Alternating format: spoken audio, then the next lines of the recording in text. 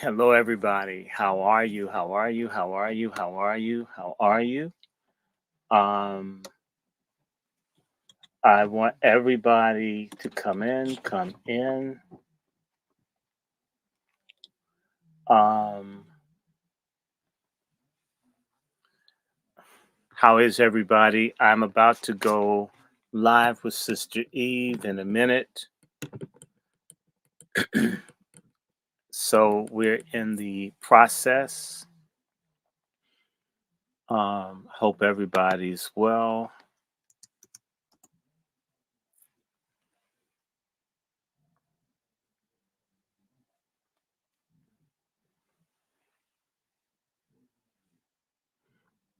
Mm, mm, mm.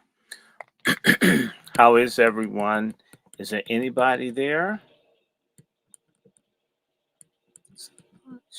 Mm, what? So the true words of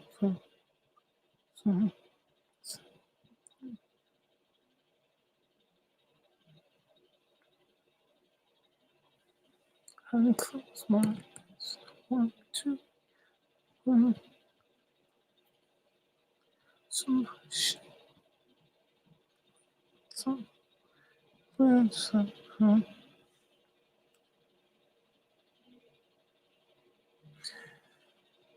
Who's there? Hello, I see three people. Maybe two of them are me. Who's there? Who's there? We're about to go. I'm waiting for Sister Eve. They're giving her hell. They don't want the space to happen. You guys have no idea how hard they make this for us doing this. Um, I absolutely want to do this space. I can't wait to do the space. Hey, Brother Julius. Hey, Sister Devin. How is everybody? I'm on StreamYard if you want to go there. Um, I'm just waiting for Sister Eve. We had some issues. We had a space and it shut her down. The minute I came in, it cut right off. I'm serious, Julius. We should have had this space up 10 minutes ago, and it just cut off. The minute I got in, it shut off. And so I don't know. I must be a very important person. I wish I had the money for all the harassment I'm getting. I would love some of the money for, yeah, pay me. Please give me something. So anyway, I see six people. Hello, everyone. I'm waiting for Sister Eve. I want to do the Twitter space, but let me tell you guys what's going on. And I can say to you that Biden is supposed to go to Emmanuel Church in South Carolina, the church where Dylan Roth murdered the people back in May of 2015. And we absolutely need to be on. We need people in South Carolina to do a brown chapel on Biden. Uh, um, it's very important.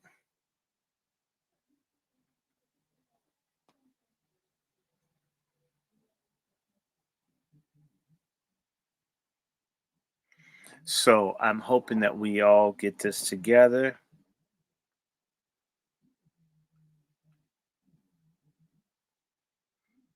Mm, mm, mm, mm, mm, mm. It's important. We need to put our heads together. Sister Devon, how are you?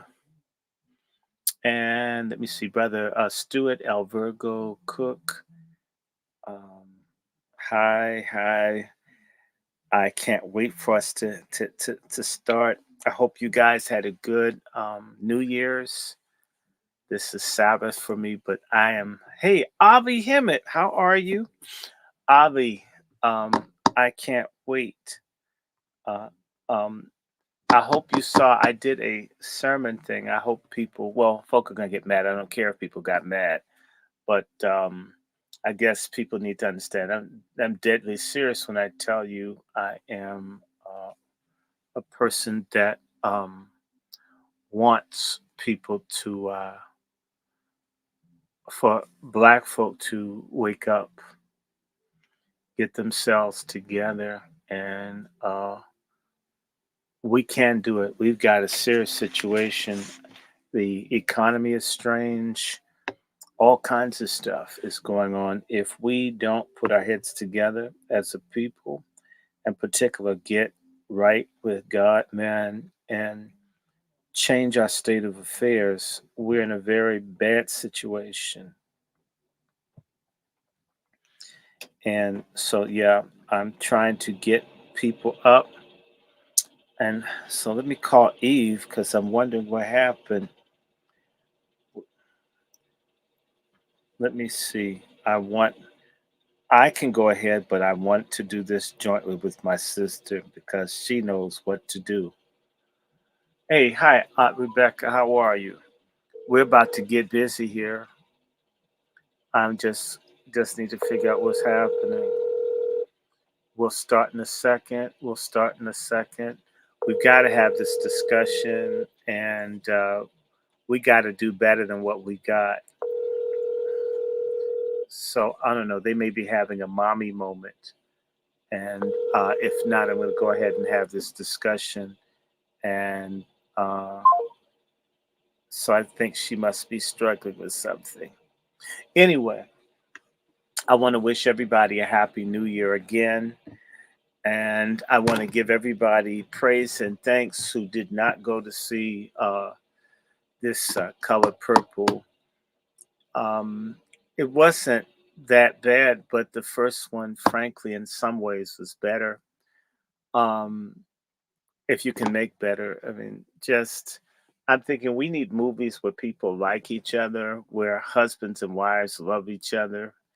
I mean, at least give people like me who are single something to be hopeful about that we'll meet someone versus all this beating and fighting and all that stuff.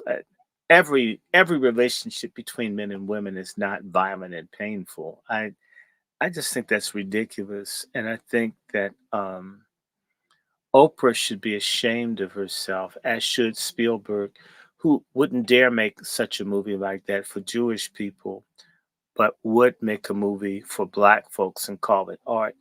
He would get he would get in a lot of trouble if he dared try to make a film like that about Jews. And I'm not saying that people can't.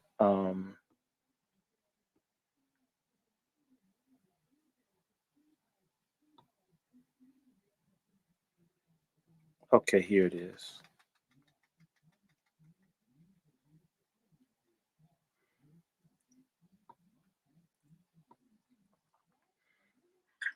Hey, Sister Miriam, how you doing? Hey, be love, how are you, Sister Eve? Hi, I'm doing all Sister right. I'll be Eve. better. He is not letting Dr. Short in the space, but while I do that, you have some thoughts for the room? Indeed, you know it's about to be some fire up in here. That's why. That's what I always hate. Ex Muskie. What happened to my mic? Bring it to light in what you were saying. We definitely have to put feet on the ground and try to make sure we come out and support our brother Marcel and our brother Black Alpha. You know, South Carolina definitely needs those feet on the ground, and as well as the space earlier that Miss G held. We definitely need feet on the ground in Atlanta, and then you know, for the one black brother, there's need to show up for that as well, but definitely represent for our reparations. It's on the 15th, South Carolina. I always forget the little town. Is it Columbia or Columbus? Yeah, it's actually Columbia and Charleston. Both. Oh, wow. Okay. Cities are having something going on this weekend. We've got Emmanuel AME, and then there's the Zion Church, and then they're marching, And then I guess Cam is supposed to be there talking about HR 40. Is this supposed to be? Okay, y'all. What just happened was I couldn't get into the space. Yeah, I think y'all get to watch this. I'm trying to do the space, guys, with Eve, and they're not letting me in the space. There are a lot of people in social media that are coons because I have this problem every time I try to get into Twitter. It does not allow me in. They're more worried about me talking than other people. Let me request again. Whatever you want to call it.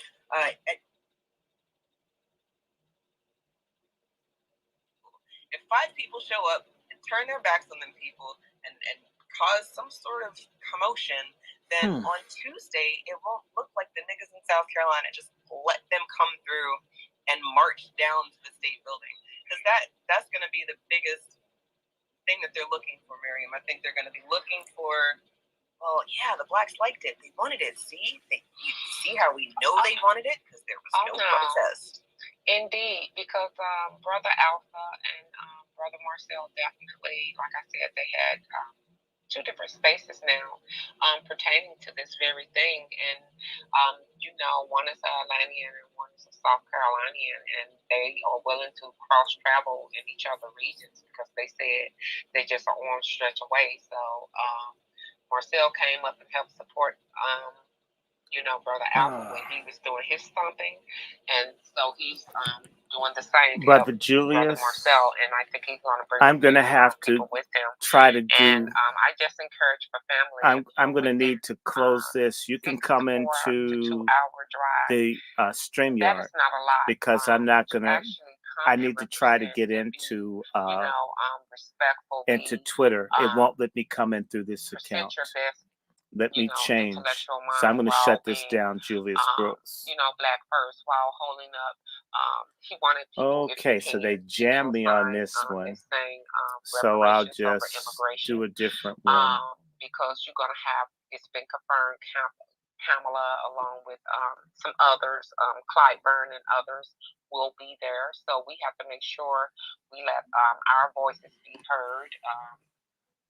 I would love to be there. I would have to fly in, so it's not happening because I'm more than 13 hours away. But I already gave them my shout out, my support, and phone banking and things of that nature, and constantly, reposting and retweeting the event, and just make sure that if you can, brothers and sisters, show up and press these people. Don't threaten no whoop them or nothing like that. We don't need no one going to jail unnecessarily.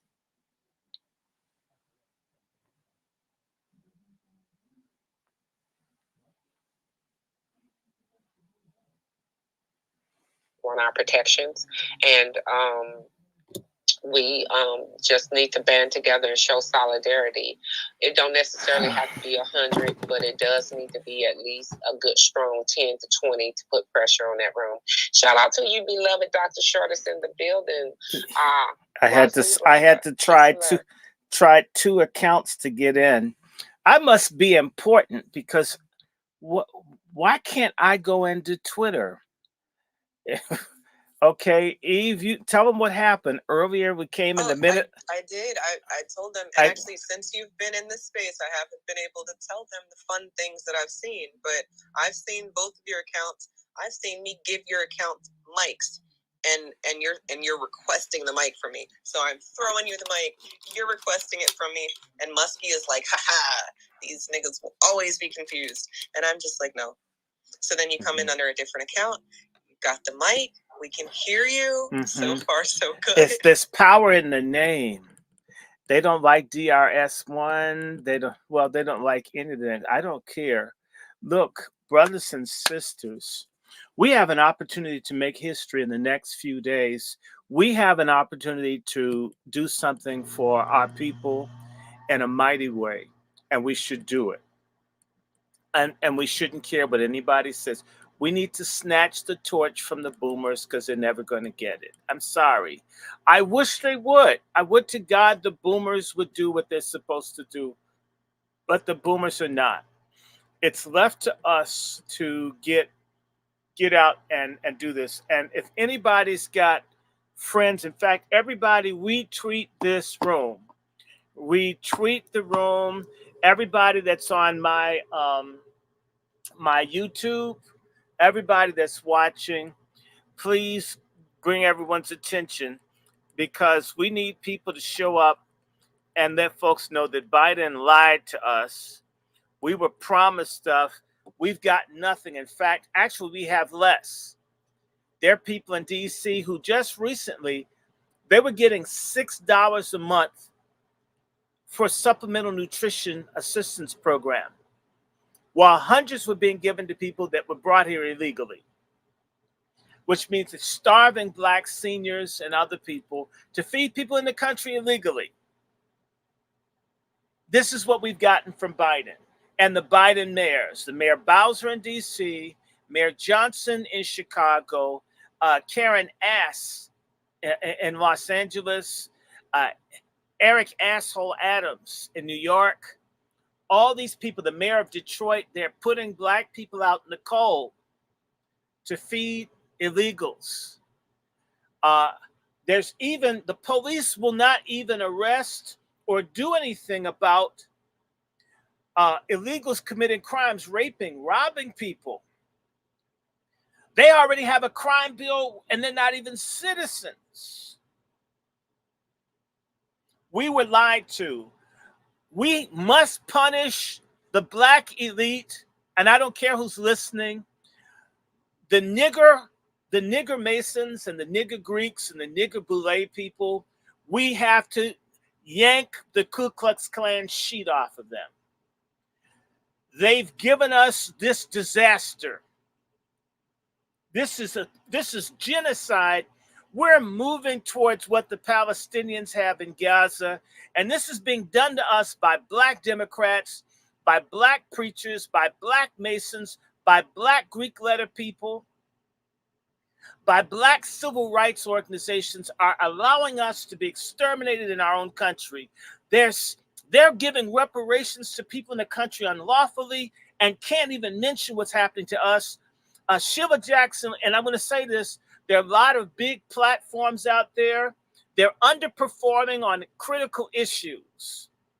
We're talking more about stars, celebrities, and so forth, and very little about bread and butter issues of survival. Doing one story isn't enough. Doing a story now and then isn't enough. We need to be beating the drums until heaven and hell hears that we're tired of this.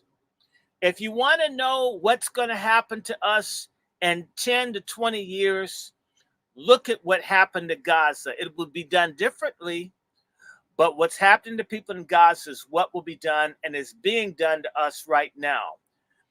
The same way the people from Gaza will run out of what's called Israel,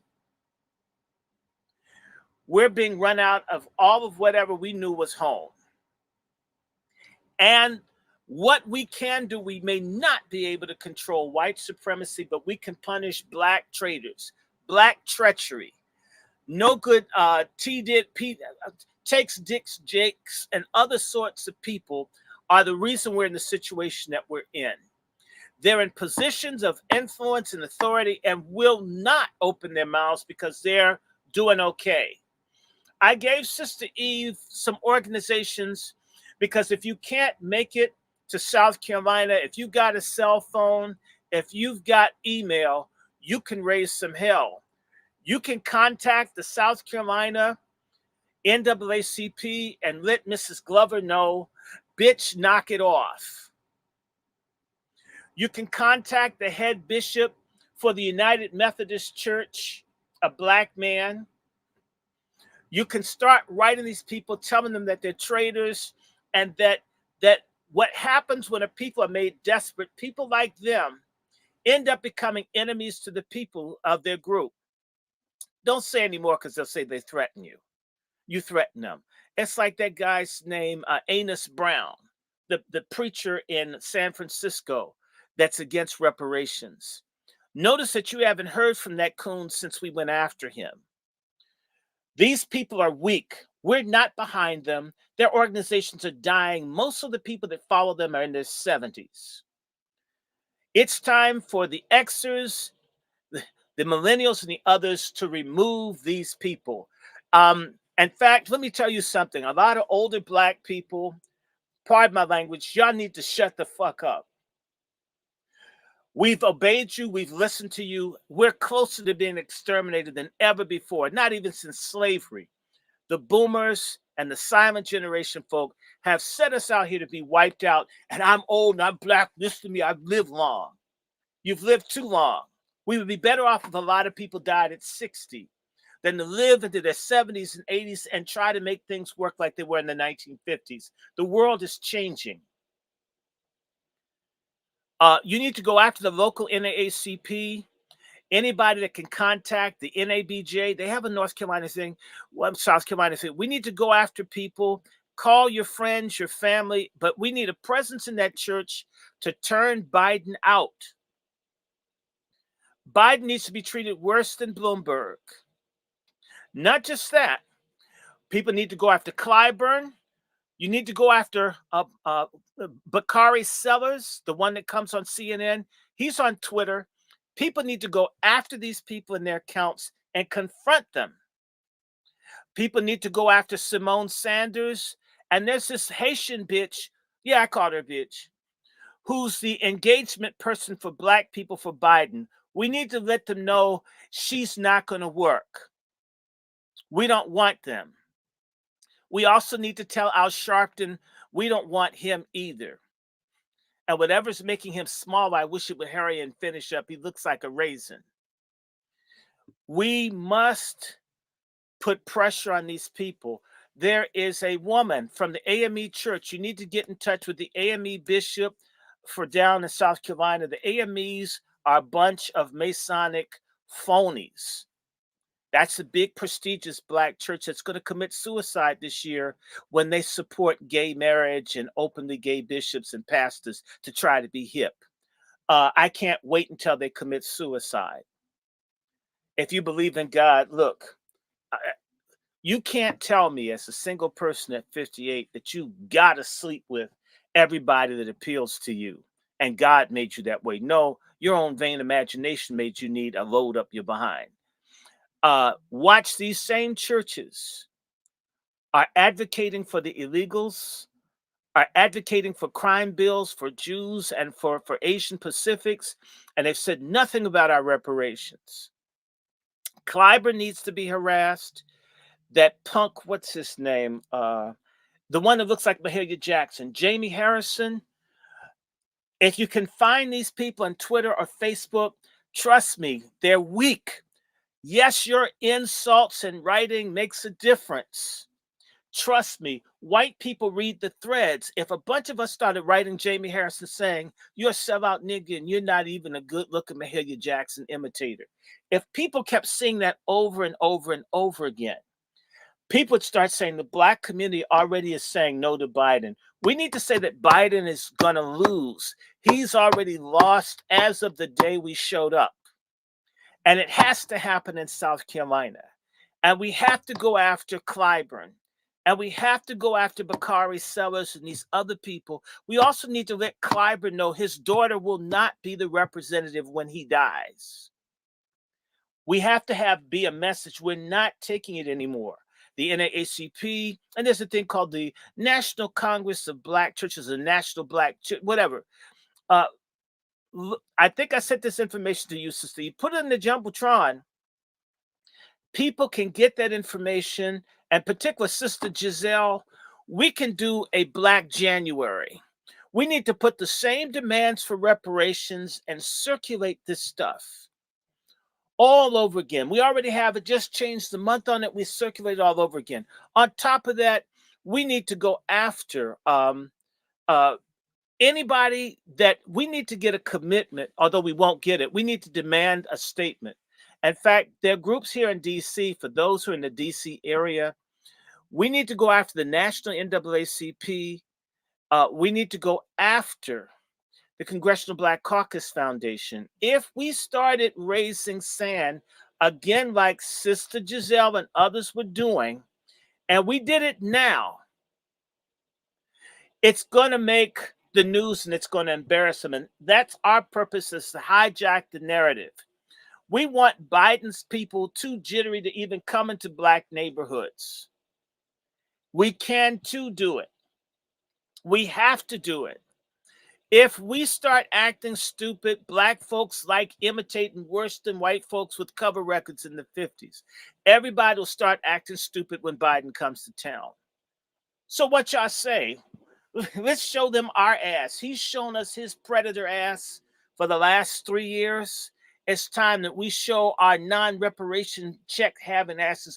We show our asses to them too. And yes, you can. If you've got a phone, if you've got the internet and you can write, if you go in on Donna Brazile, Jamie Harrison, Simone Sanders, start writing them, get all your friends to write them. As well as if we have a presence down there, and if people start writing the different journalists online, whoever you want, keep writing them until somebody says these black people have gone nuts. And we can trend quit Biden. That's a good hashtag. Biden, no Biden 2024, or, blacks against Biden, right? Which would be, wow. BAB, blacks against Biden.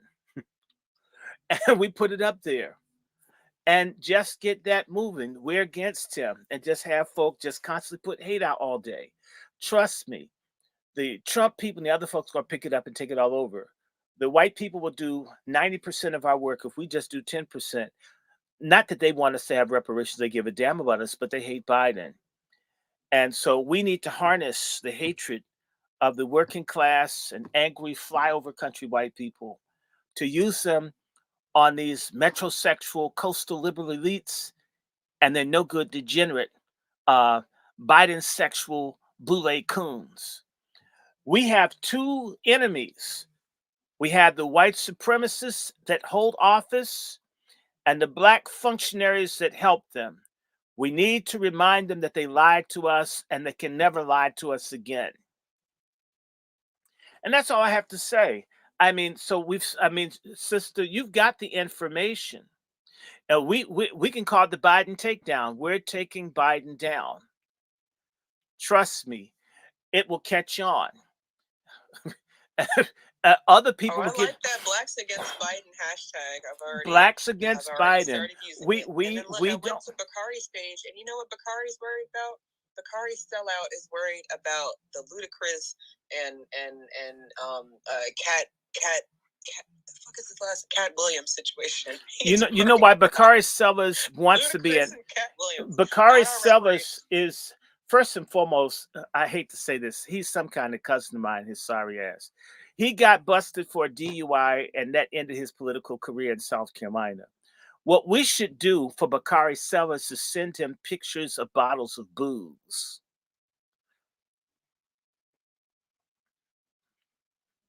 They call him the D. You're related to. No, because his name is Sellers. He's from South Carolina. The Sellers are from the Sellers are from Georgia. The Sellers he lives over in West South Carolina, and that's right next to East Georgia, right? I'm just telling you, the Sellers have been my family for 400 years. So it's the same damn people. I'm smarter than he is, obviously. And his father was a great person. Cleveland Sellers is one of the greatest black activists we've ever produced. But, this boy, he's sort of like the King kids. These civil rights legacy Negroes. Was just about to say, are We failures. got to fix that, because if every time we have a great, they have minis, and then their minis fuck the legacy up. That's not. That's what we need to. That's what we need to say to him. He's the DUI guy. Hey, DUI guy, you really messed up your dad's image. Trust me, that will hurt him. We have to get in these people's heads. Political insults, criticism makes an impact. This doesn't happen in our community. We have to go back. We got this the BOULE really tricked us. The BOULE got us into all this black respectability. Well, I'm not going to quit because they're the mayor, and I'm going to respect the seat. Shit, I'm not going to respect anything if you don't serve me. Oh, well, he's older. Look, If I'm older, does that give me a right to be a pedophile? Does it give me a right to not do my job to serve other people because I'm old? I've got gray pubic hair. I'm entitled to neglect my duty to my race? To hell with age. People, like I said, they've lived too long.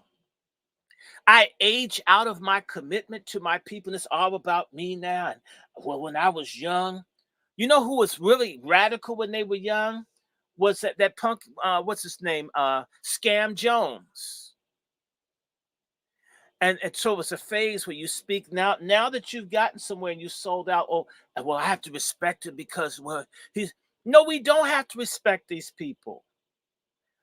It's interesting. We disrespect great people in our community, and we show so much deference for the people who hate our guts. What's wrong with us? We need to disrespect them. Tell them you need to get out of public life. I'm going to get all my friends to vote against you. Somebody, you know, I don't know, but like one or two of my family in South Carolina, I don't know them because of how things happen. And my whole ass great-great-grandfather may have had 7 families. I don't know them. If I did, I would have been on the phone trying to find some people that I could get. But some of you know somebody from South Carolina. Somebody's got some rice for breakfast eating niggas in their family that could just go over to their church and just show up. Just have an ugly look on your face.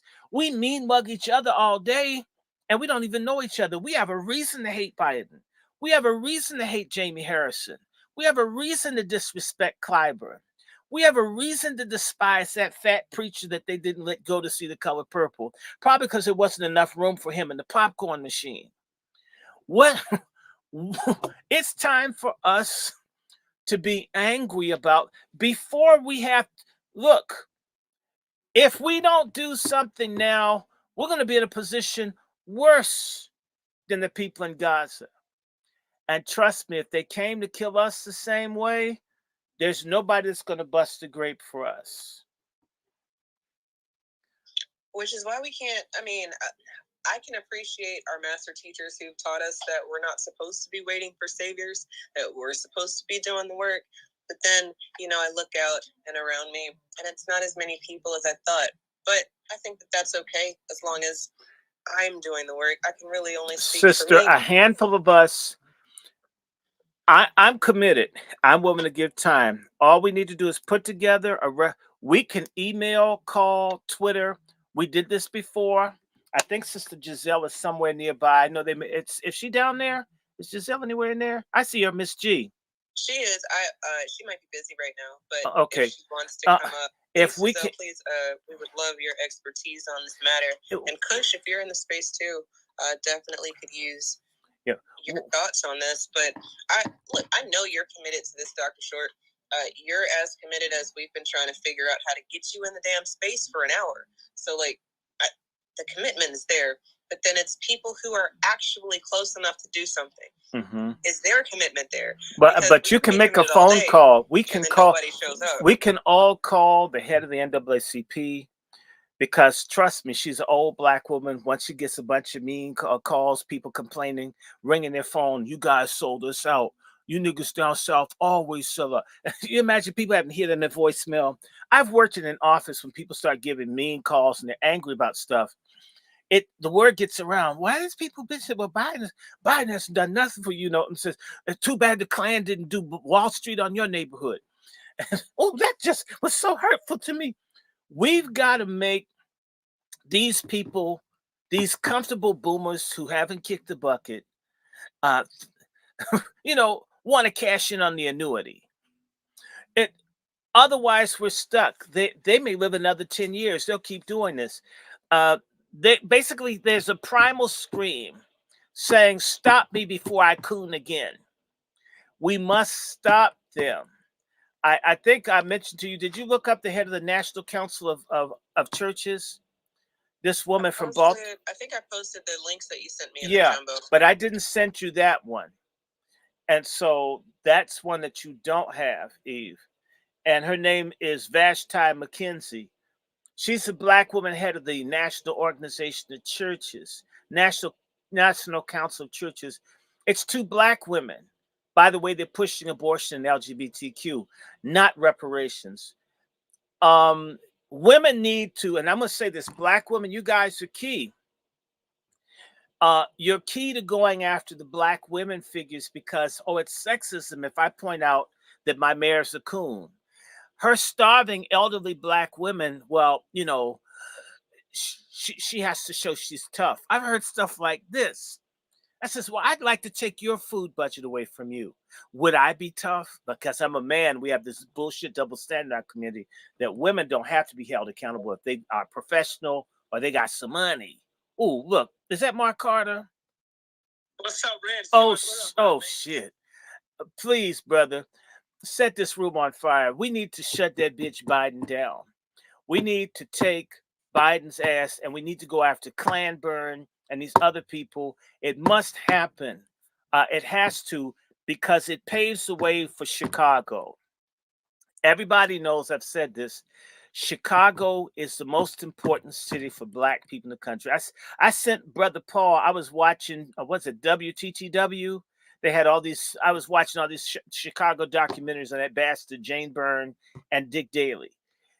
Chicago is sacred ground, but we have to set the ground for mass Black. We're not going to go for the shit anymore. That's going to happen in Chicago this summer.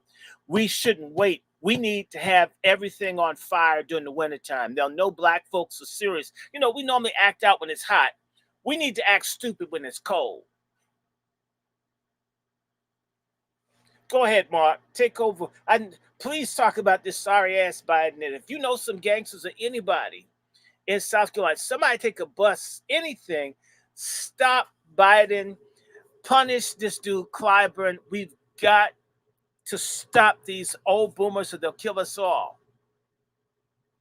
And that's exactly what's going to happen to us. These people have sold us down the drain. And the way to send a message to them, you all, especially for the younger generation. And I think enough hasn't been explained to the younger people why our people have always voted Democrat. It was always centered around a bunch of no money shit. And it was the money involved. It's so little of money that it didn't matter. And so what they have you vote for is for them to continue to get these grants. They want you to stay on welfare, Section 8 for the rest of your life. The Democratic Party is not in the best interest of anybody that is a business owner. If you want to be a business owner, if you are a business owner, you have no business voting for the Democratic Party. Now, I know they're going to try to sell y'all this women's rights bullshit. They're going to try to sell y'all the LGBT rights. Ain't no money in that shit. That's a bunch of no money shit that they've been selling to our people forever. And our people have been going for it. At the end of the day, you're going to get your gay rights. You're going to get your women's rights. You're going to get your Pan-Africanist rights. Your so-called I'm an elite rights. And they're going to do y'all like they did to those, do what to y'all they did to those people, that they did to those people in California. You're going to stand with them, and then they're going to abandon you. They're going to give your house, your car, your job, and everything else over to some goddamn Mexicans, like they did in California, in those places where Black people have been wiped out.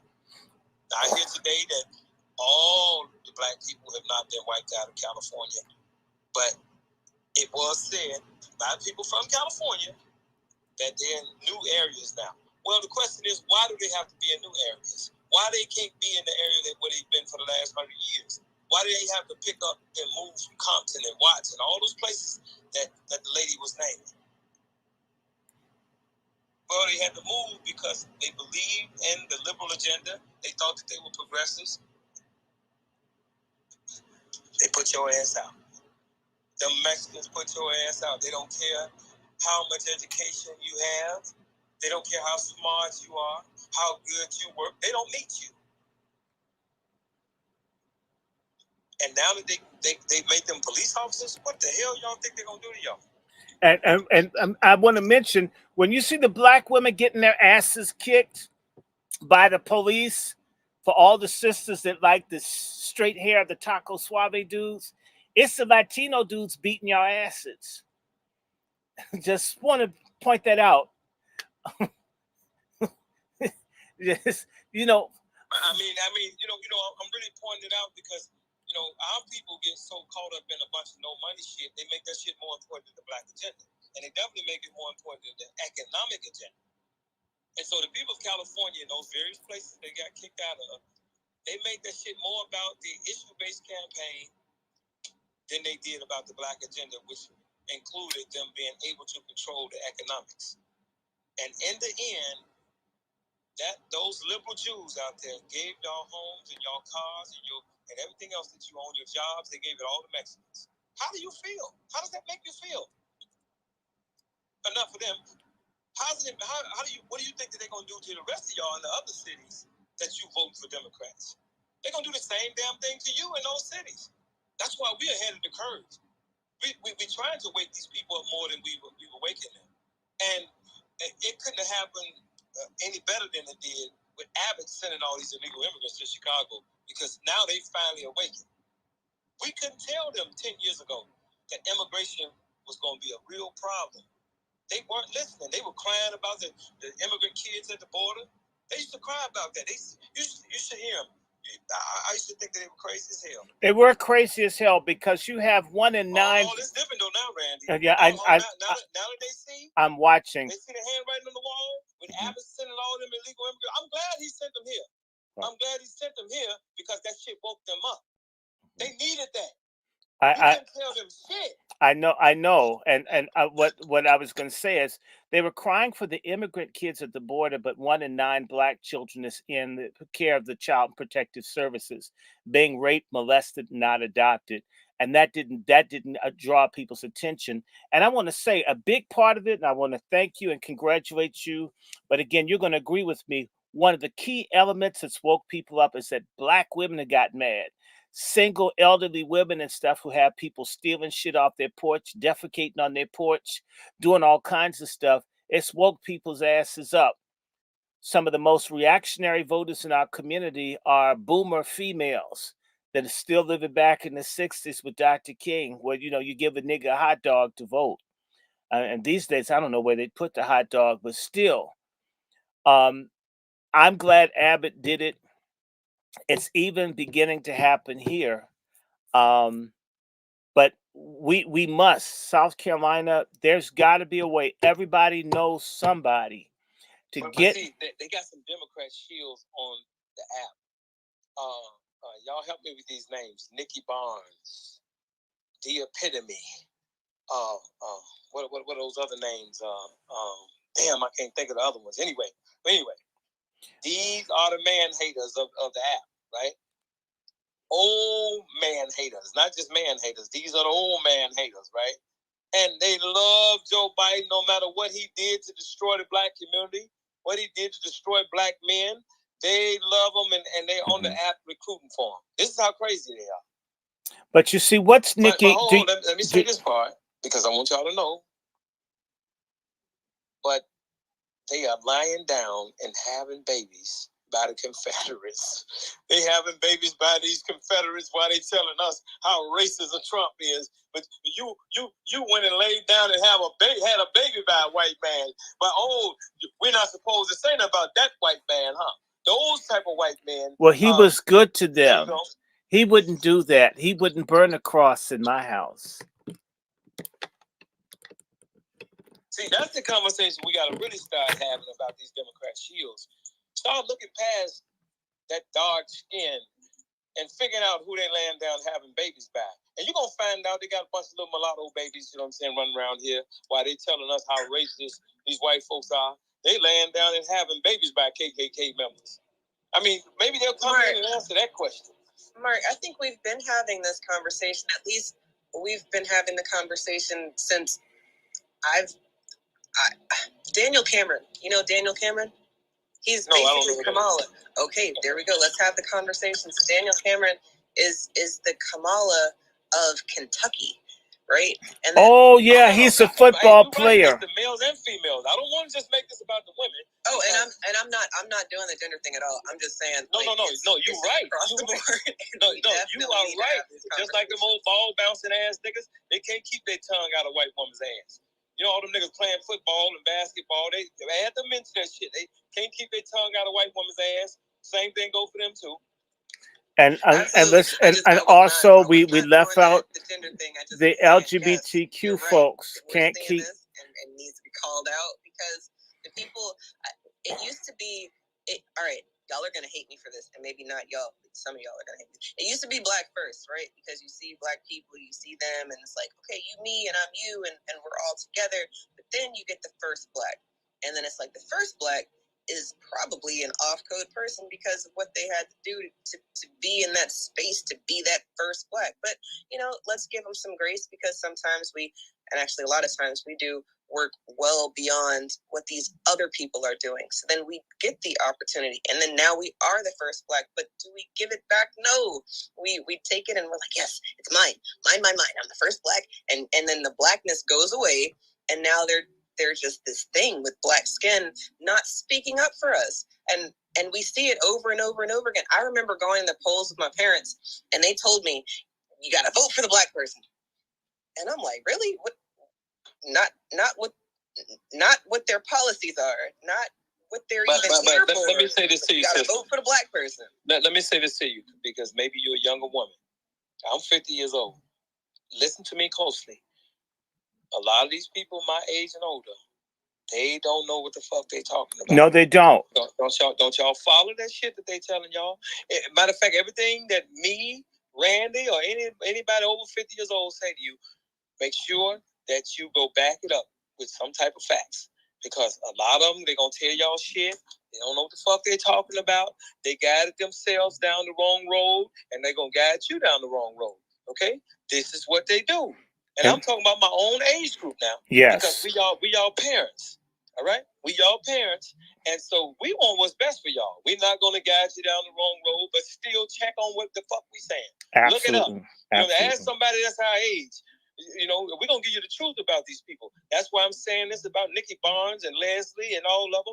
They talk all that shit. And then you ask them, well, can you put up a picture of your babies? Can you put up a picture of the man you lay down in the bed with?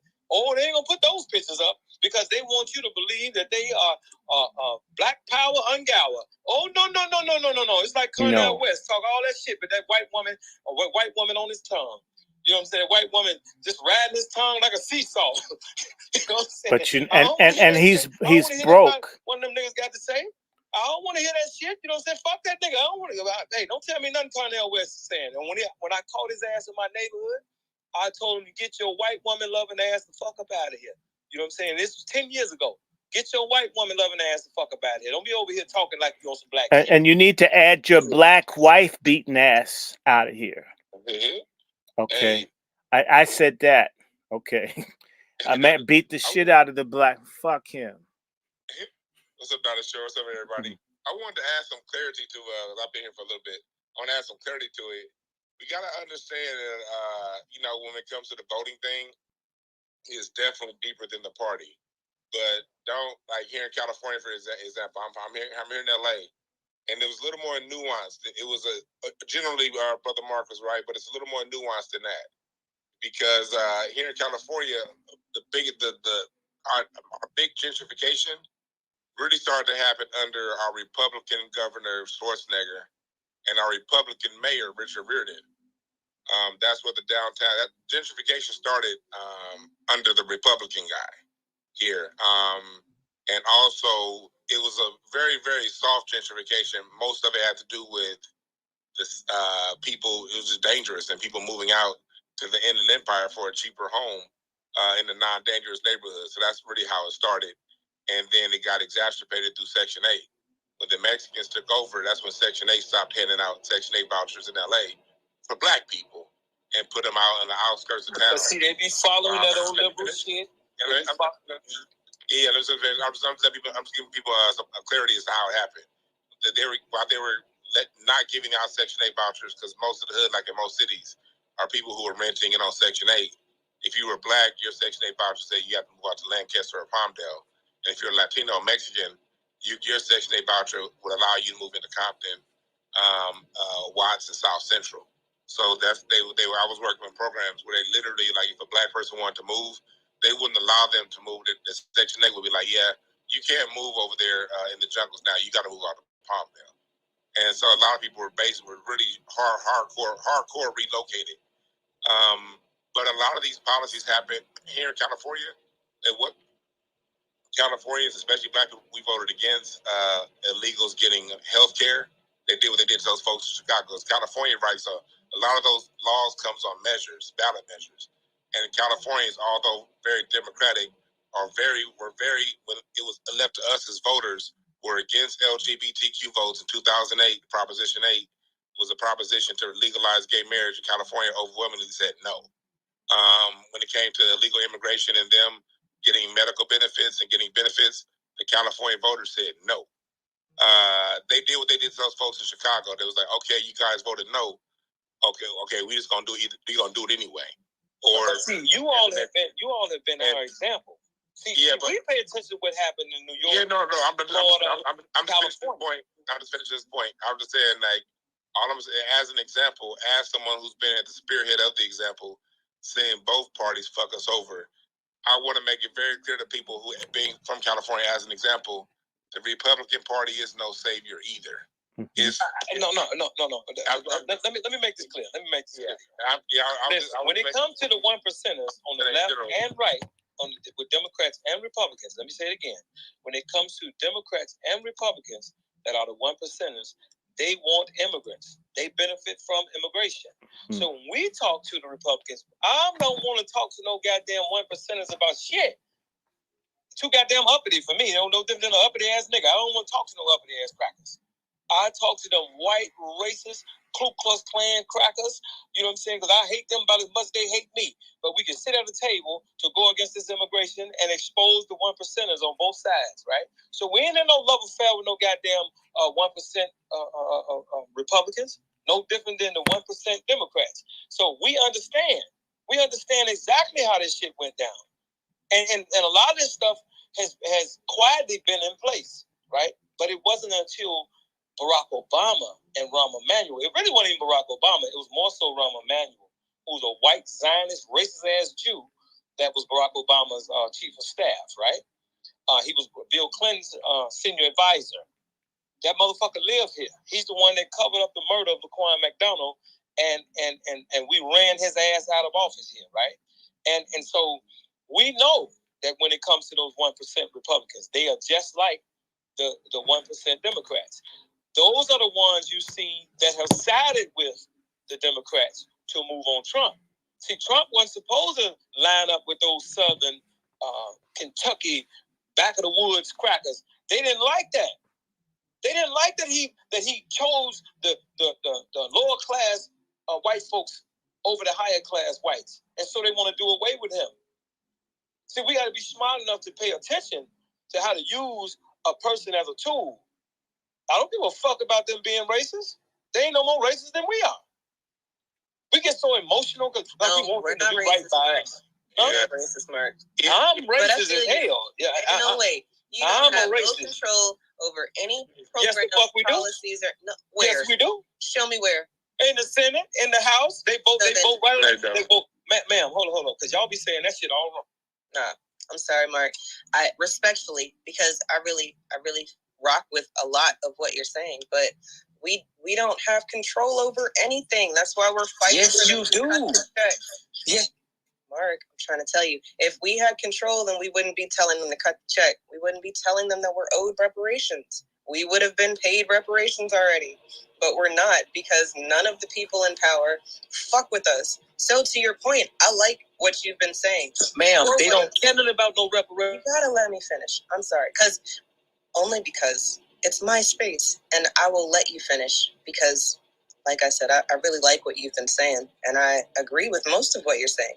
However, we don't have control over anything of note, whereas you can keep white people from getting a house or a loan or something like that. You can't keep them out of your school or out of your whatever.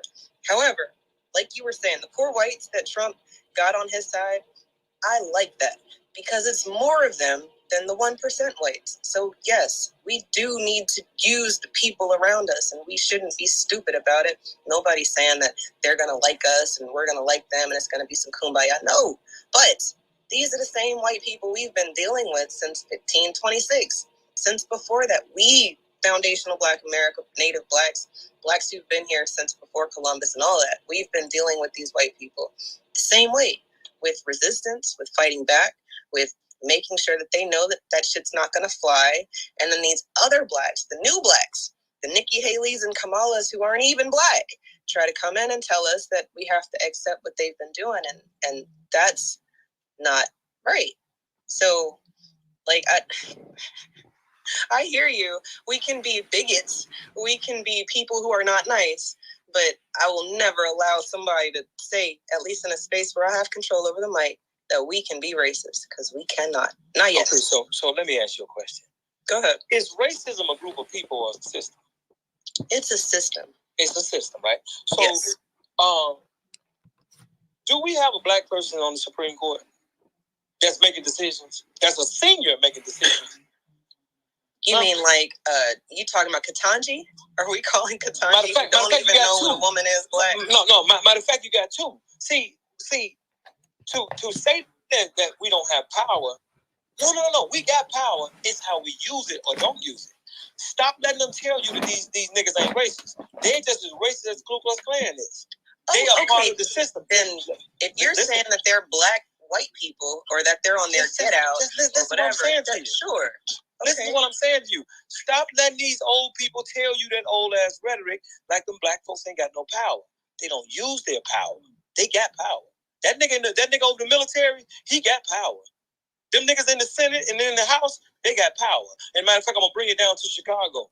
Don't you think just no white folks run this goddamn city? Okay? I'm telling you, these niggas don't want to use their power. And unless they're using their power to enrich them and their circles. Okay?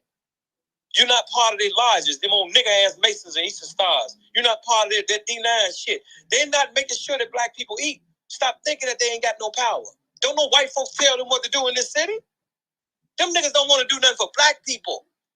And y'all keep regurgitating that old-ass rhetoric from these old-ass niggas. Old nigga gonna tell you they ain't got no power, so they ain't got to do nothing for you. Okay? I don't even think it's that, though, Mark. I think it's more about the fact that I wasn't saying they don't have power. I'm not saying that. They do have power. Their position grants them the power. What I'm saying is they're not people who fuck with us at all. And the reason that I disagree, sister. I can agree with you on that. I can agree with you on that. But stop saying that they ain't got no power. But they're not racist in the sense that white people will say, well, you're racist because you don't like white people. That's not racist. It's just being a bigot. Like, the white people ain't gonna say it because they working with the white people. Yeah, no, they are racist. They are racist. I understand that now. I get that. They are racist against Black people. This is Black against Black bigotry. And we do have hatred, racism. We got all of it. And they're happy to destroy Black folks to appease white people. We do have them in abundance.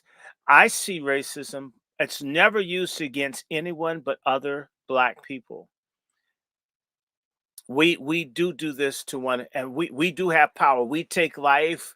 We molest. We do all kinds of stuff to self. We do have power to hurt self and choose to do it. Like this no good, sorry ass mayor here, who will tell a Black senior or Black veteran to make it on $6 a month on SNAP, and you give an illegal family $500. What is that? That's hey Brandy, watch this here. Look on them boards. On the boards, all this different shit that's fucking over Black people. You ain't never looked at the boards in this stuff. You just see the white face, and you assume that only white people got power. Johnson, that with Jet magazine, he was on every one of them boards while they were discriminating against Black people all those years. That motherfucker Jim Reynolds, John Rogers with Ariel Capital, he sits on McDonald's board. He sits on all these different corporations boards. Stop letting these people tell y'all they ain't got no power, and definitely stop letting them tell you they ain't got no money. These motherfuckers they richer than a whole bunch of these white folks. When you look at the BLC, the Business Leadership Council of Chicago, right? Look it up, the Business Leadership Council. The richest niggas in Chicago. They make sure they don't have number Mexicans and white folks. And be hiding downtown. And so when y'all think that they don't have no power, when you look at government, who's doling out the contracts and jobs and shit, that's these niggas, these D9 ass niggas that y'all following up behind. Yeah, and Brother them Mark. Ass niggas, them niggas blocking the fuck out of black people. How I know? Because goddamn it, we done sued our housing authorities and shit and won hundreds of millions of dollars. And once we get ready to come and get paid for the work that we've done, it be them niggas telling us, you ain't hold your pants up right, so we're gonna hold the money for another 30 days until we start clowning with that. And Mark, I'm in full agreement. I was talking to my colleague about a black dude that was on. He was hired by white folks to provide money to black businesses, and in the entire his career, over a decade or longer, never approved any money to go to any black business in all of America. And that's what they hired him to do. That's how it is at Howard University. That's how it is here in D.C. That's how it is in Prince George's County. And it's probably like that in Atlanta and everywhere else, that these people do everything they can to starve, persecute, and punish us. And that's what I'm saying. We must have a civil. Is that what they're doing in Atlanta? Yeah, they're doing it. They're doing it in Atlanta, and you know what? It's just the same way. It's the same way that black woman got beat for smoking a spliff in Charlotte, and they just were kicking and beating this black woman on the ground. The chief of police is black. I mean, it's always. I mean, this is what I just said in my sermon, because it's a Sabbath for me. Everything that happens to us, there is an element of our community that's complicit and making certain that it's done. And the low-hanging fruit in our struggle are our traitors. We can too hurt them. And they do too fuck over us, and we must make them hurt.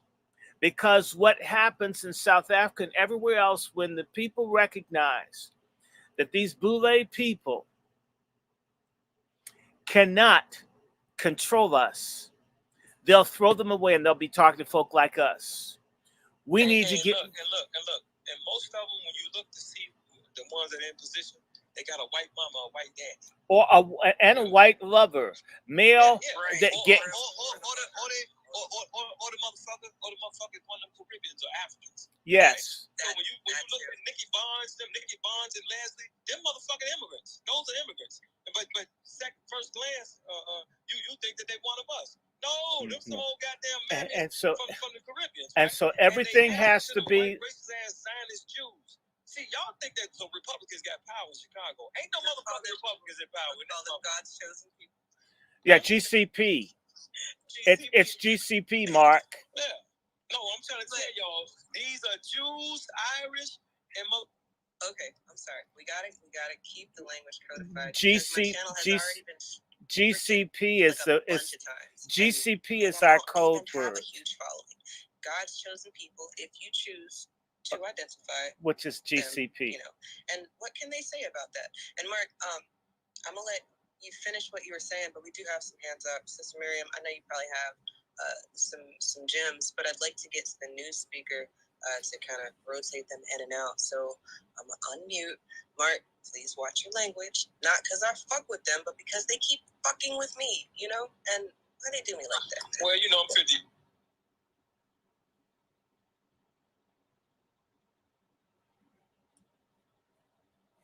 Where's your code? It's a double mute. Oh. Well, no. I just want y'all to know, as young people, that when you turn 50 years old, you're crazy. You know what I mean? I admit, I'm kind of crazy. But we need that energy, though. Yes, I know you need it. You know what I'm saying? I've been your age before. I know you need it. I know you need it, and I know you need it against these people I'm telling you about. Thank you. Okay? I appreciate the Zionist Jews. And look, we just said that. Mark.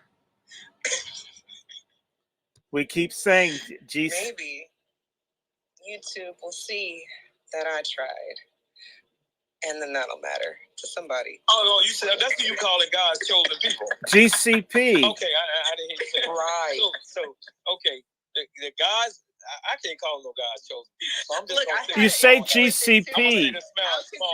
We saying GCP. In their mind, God's chosen people. Then I'll say that. There you In go. their mind, God's Compromise. chosen people. But he can say In their mind, GCP. right? It's easier. So what y'all see happening to us is these black racists and these in their mind God's chosen people are working together to starve you to death, right? And whenever you speak out on it, if it's a female, then you're a misogynist when you speak out on it. If they're gay, you're homophobic for speaking out on it. If they're the fake God's chosen people, then you're anti-Semitic. If they're an immigrant, they call you xenophobic. You see how that works? You see how they all got something to accuse you of being when you call them out on their bullshit. So what we must do is first separate and segregate from them. Because it ain't that many of them. They ain't enough of them to make nothing happen. You know what I'm saying? We rose up on them and tell them to shut up. There ain't nothing they can do about it. But these people have been working with the system to keep you messed all up. And then they convince you to stay away from people like me. But you're only going to be successful with you being around people like us. Because they don't get in our business. Because they know we come downtown while they smiling in them white folks' face and embarrass them in front of them white folks with them bull horns and all kind of stuff. So they stay out of our way because we old and crazy, right? And so for y'all as young people, don't y'all align yourself with nothing that ain't talking about y'all getting a bunch of money. Them people get money. They meet about money. They ain't meeting about no women's rights. They ain't meeting about no gay rights. There ain't no money in that stuff. They meeting about money. They don't have abortions because they got so much money. They don't mind having babies. Y'all be having abortions because that boy ain't got no money. Yeah, you messed around and got pregnant by him. And you be thinking like, man, I had this baby and he ain't gonna take care of this baby. But when you have money, you be want to have multiple children. That's one of the forms of contraceptive. Eugenics. The population control. They keep you broke. When you're broke, you don't want to have no baby because it costs money. But when you having money, you want to have seeds. You want to have a family. You want to own multiple properties. But I'm gonna stop right there. I miss you, Oprah. Spot to stop on too, because damn, that's real. Miriam, I know you want to speak, but I'm gonna get to the brand new person that I've never heard from before because we don't know who this person is, and I'd love for them to be on code, but maybe they're not. I don't know. We'll see. No Cap Wilkins. Just saying, this is No Cap Wilkins.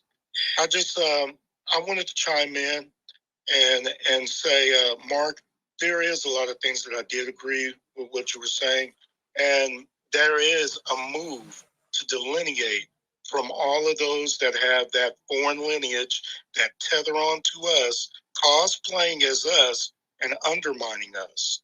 And as well, those people like Jim Clyburn, who've been there in a position of power as a gatekeeper who's been undermining us. So there is a conscious effort by Black people all over this app, all throughout this country, who are in agreement with a lot of what you've said, because we've been doing that same thing. As far as choosing a political party, you all in here, I know, should realize, if you haven't already, that we are not left wing or right wing. We are the black wing. So when it comes down to us, we've been overlooked for way too long. And we're done with that shit. Excuse my French. So what I'm saying is this. There is ample proof, ample documentation, ample receipts for us to no longer take what we've been given.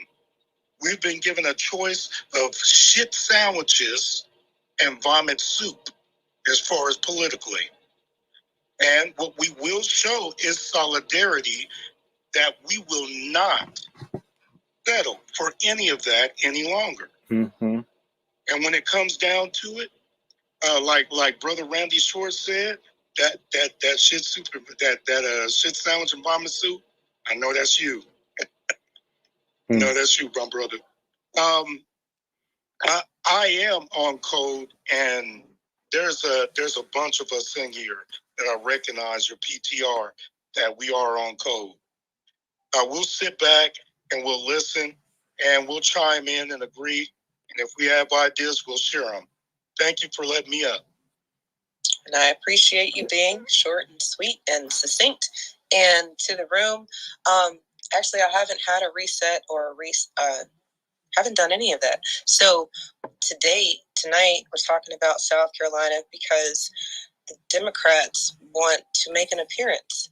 And I think it's important for us to also make an appearance. That's right. Shout out to Marcel and Black Alpha Network who are making an appearance. And if you're in the area or near the area, I say 4 hours. If you're 4 hours away, you can drive, if you can, because that's as much as I've driven. I've driven 4 hours. I've also gotten on a plane, but that's just me, and maybe you're not able to do that. But hey, what's y'all state senator's name down there that's with Clyburn? He's a state senator, got a son named Antoine Jackson. What's his name? Do you know what I'm talking about? In South Carolina? Yeah, he's directly connected with fish frying ass Clyburn. His son name is Antoine Jackson. That's on the app, right? Like them, those are black racists, y'all. Yes. They get all the grants through their church. They got a church. I'm gonna look it up. I'll tell you the name of the church, where it is. They have a crutch. They don't have a church. No, they got a church. I mean, a crutch. It's not really a church. It's fake right. ass niggas. So that's who Clyburn gives the money to. Is one of the big churches. He gives them the money. So when y'all vote for Clyburn, you voting for him to get rich. Him and his friends. Y'all don't get nothing. Y'all vote for them. And so y'all must rebel against them. That's right. All them handkerchiefs. But I don't think that anybody in this space is actually actively voting for them people. I think that the people who frequent my spaces are more people who are like, we're already knowing that the Democrats and the Republicans don't fuck with us. Now, how do we, if we're so inclined, work inside of the system? I'm a person who is very comfortable allowing the shit to burn, because that's just, I believe that we're strong enough to rebuild whatever from whatever. That's just me. And other people might feel the same way. But a lot of people are still voting because they have strong traditional ties and familial ties to the whole voting aspect, because their ancestors died. And I would tell them that they died because they were Black and they tried to do something about their situation, but they're really stuck on their ancestors died to vote. And because of it, they'll go and vote for Big Bird. They'll literally write whatever on the ballot. And I think that that is a waste of time. I really think that we would personally be better off as a people to show them we don't fuck with your system at all. And how do you know? Because none of us showed up. And when we show that type of strength in numbers, then that's when their antennas are going to go up, but then it's going to be too late. So there's a bunch of different ways that we can do it, but I think the people who frequent my spaces are not people who are voting per se, but they are trying to disrupt or at least make it known that the status quo is not good, and it's not going to be good around us. Okay, so let me give you another alternative. Let me give you another alternative, because you can use all of them, right? But let me give you another alternative, right? Because I done had your burn it down mindset. For 25 years, I've been in politics. I've been in activism in politics. And when I was young, crazy, and really wild as hell, I got locked up almost 200 times. But then I started paying attention to the money. And once you start paying attention to that money, and you know how to use the civil rights laws, the HUD laws, and every other law that works in your favor to tap into the money. You got a lot of money coming to your city, county, and your state. It don't just belong to no white folks. Let me ask you about the money, Mark. Let me ask you real quick. Yes. Because in our fight, and me and you are new to each other, so I'm not sure where you fall on this, but Black people who are native to this country are saying that reparations, they need to cut the check, right? And then from there's groups of people who say that we need to do it how it tried to be done. We need to have a bureau where they give the bureau the money, and then the bureau disseminates all the money and information, and Black people can get it from them. I say that they need to run it like the stimulus. They knew who we were, and they sent checks to our accounts. There was no question. We didn't have to fill out no paperwork. It's just done. You're talking about the reparations money. You're talking about the reparations. Yeah, reparations money. Yes, because that's the only money I'm talking about. How much is your city budget? How much is your city budget? I'll tell you in a minute. Okay, so and everybody in this room, listen to what the hell I'm saying to y'all. money ain't just the reparations money. Every single damn year, your city passes a budget. And that budget is translated into contracts, grants, jobs, all of that. What them old sellouts ain't gonna never show y'all how to do is go get the money. Okay, so my city budget was $100 million, $1.5 billion in 2022. Now you see how that works? You see all that money? Now that's just one budget. So that budget, what are you saying with that budget? They're supposed to give us that budget? Because I say that the way that they spend money, sure, look, so, but that's not really answering my question. How should we get the money? Now that we've established that we're going to get the money. I'm trying to tell you. Go ahead. Okay? And I'm going to tell you. Well, wait. I guess that's why I got confused. It's starting to sound like you're saying that we need to get like programs and stuff. No, you need to get some businesses, programs, and everything else, and you tap into that titty. That's a titty. It's a titty that can be tapped, but no, where is my money? They took our money. They need to give me my money. Why are you waiting on that money? You want to get all the money, right? You don't just want to wait on one piece of money, right? Right. So they need to start by cutting a check. Same way that they cut the stimulus. You know, they cut the DACA checks. They cut Ukraine. You want to learn how to make some money right now? You just want to, you know what I'm saying? Just you want to talk about this shit. I'm trying to. Don't be rude, because I'm entertaining this, even though I don't think you. No, I'm not being rude. I'm just. How are you talking on? I'm trying to teach you how to get the money. Okay, so that's interesting. Twitter, X, whatever the fuck you call yourself. I'm talking about one thing, and then we have a person who's talking about something else. And it might sound like we're talking about the same thing, but I say cut the check to me, because I'm owed and y'all are owed. And Mark is saying that we need to get the money from the government, and then they also need to cut us a check. I'm going to let him come back and say if that's true or not. But why is it that you start talking about programs, I mute you, but you're still able to talk? That's got to be some op shit. Not calling you an op, Mark. I'm just saying they're listening to us and they know how to interrupt our spaces. Devon, I co-hosted you because you feel me most of the time. Yeah, I feel you here because at the end of the day, like, your question needs to be answered because both are true. We do need to get better ways of finding the local money in our cities. Yet at the same time, politics is local and national. Our local cities, while I'm getting the money, we still need to organize and rally around how we're gonna get this federal bread, and that's not waiting. That's planning, because nothing happens off top. That's years and years of coordinating, planning, years and years of lost elections, years and years of disappointments and almost. And it's a steady mission, but it's something that has to be addressed day by day. You can no longer put it off. City money, look, if we were going to get the city money that's been there, we'd already got it or found ways to get around and getting it. Like I know here in LA, I have businesses, and I used to be the business banking manager in Inglewood, California at Washington Mutual Bank before gentrification, back when Inglewood was still 80% black. And when it comes to the programs, when it came to all those stuff, black people can get it, but how they played it out here, the percentages of black people who got any level of money was minuscule relative to the amount that applied for it.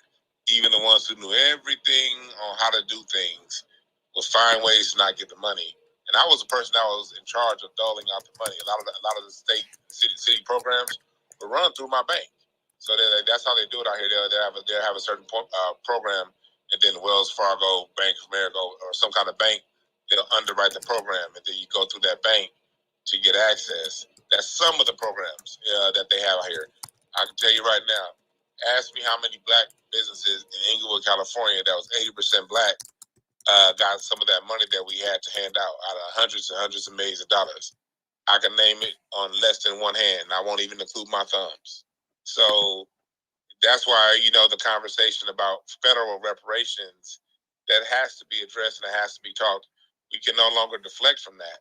I think the only reason why we haven't gotten it is because we deflect and because we don't focus on it. And while we're talking about federal reparations, we can still have space to talk about how to get this money now too. But if the question is on federal reparations, let's answer that question. And then once we figure that out, we can still at the same time also talk about how to get stuff locally. And everybody's going to have to learn their city. Every city operates a little bit differently. You know, even within the same county. Long Beach operates a little bit different than Inglewood, which operates different than Gardena, which operates different than LA. So that right there is something that we have to all be serious about and find the politics of our local city, do our best to find the money.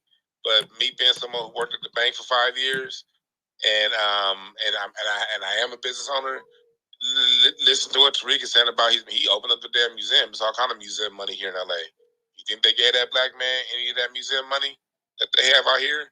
You got the museum of sex, the museum of the city's giving out grants to the museum of motherfucking paperback books, the museum of dinosaur rocks. All them motherfuckers getting grant money, you know, and so that's what that is a reality that we have to confront. And because that is a reality, not saying it stops us, because we can still get through it in some ways. Some of us will. But why do we have to be the people who only the cream of the crop gets through? When I look at some of the other people we used to hand out money to at the bank, these are some average Joe, regular motherfuckers that didn't even have their paperwork in order and didn't even necessarily on paper qualify for what we was offering. They still got the money.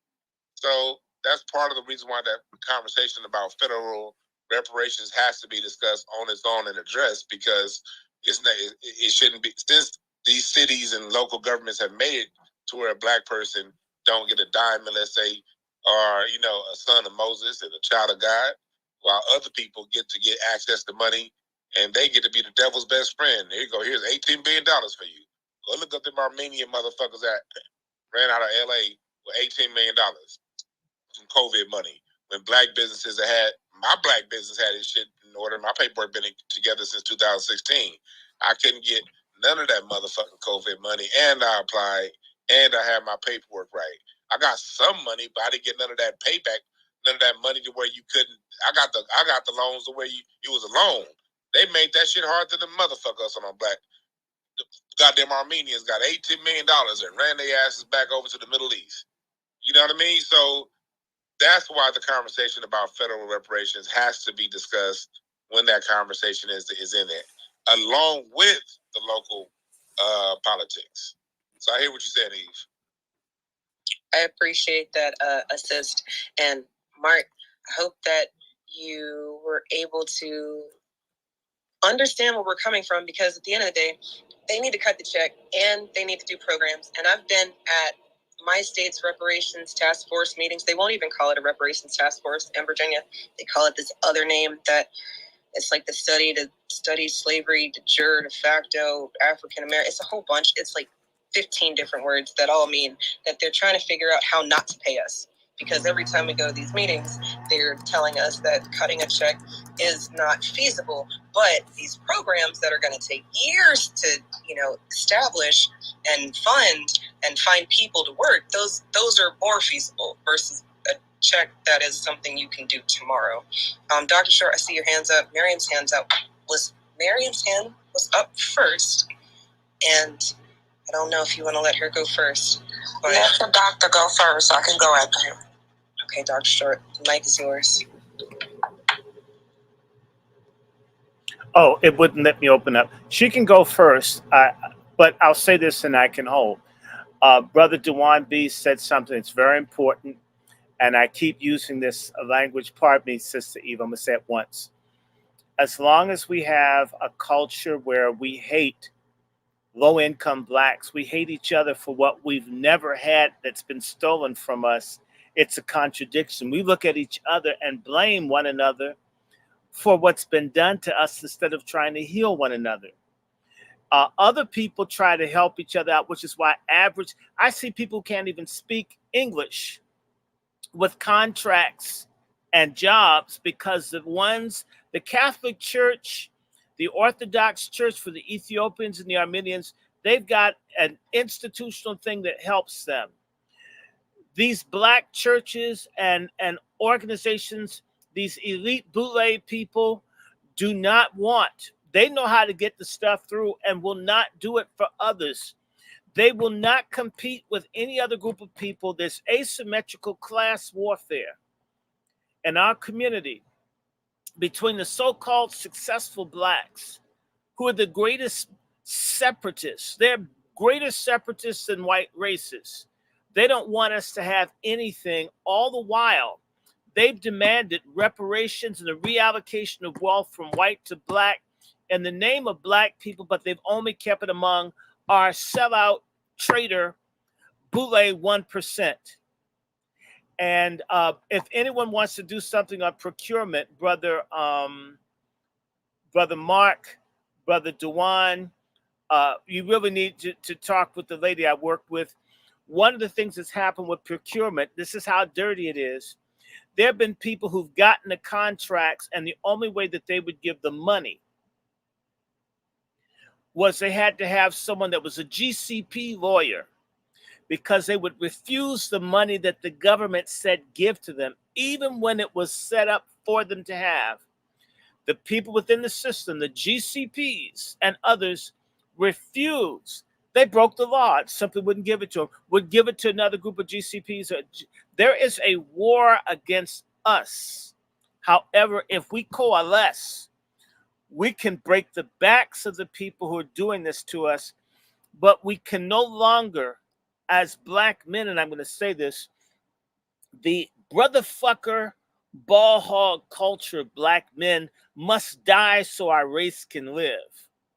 I need you, Brother Dewan. I thank God for you. I need Mark. We have to band together as an army. When you look at sports for other people, it is preparation for warfare. Sports for us is to get white babes with big boobs and flat butts and Italian sports cars. We have to create a program and a strategy for economic warfare that will empower us, and it can be done. I don't have all the answers, but if enough of us, just a few, put their heads together, if we just did it in one city or one place, it could be replicated the same way the Cubans went in and thugged out Miami. You can't tell me that we don't have enough black talent, both criminal and otherwise, that we couldn't get some MFM. I'm gonna land my plane.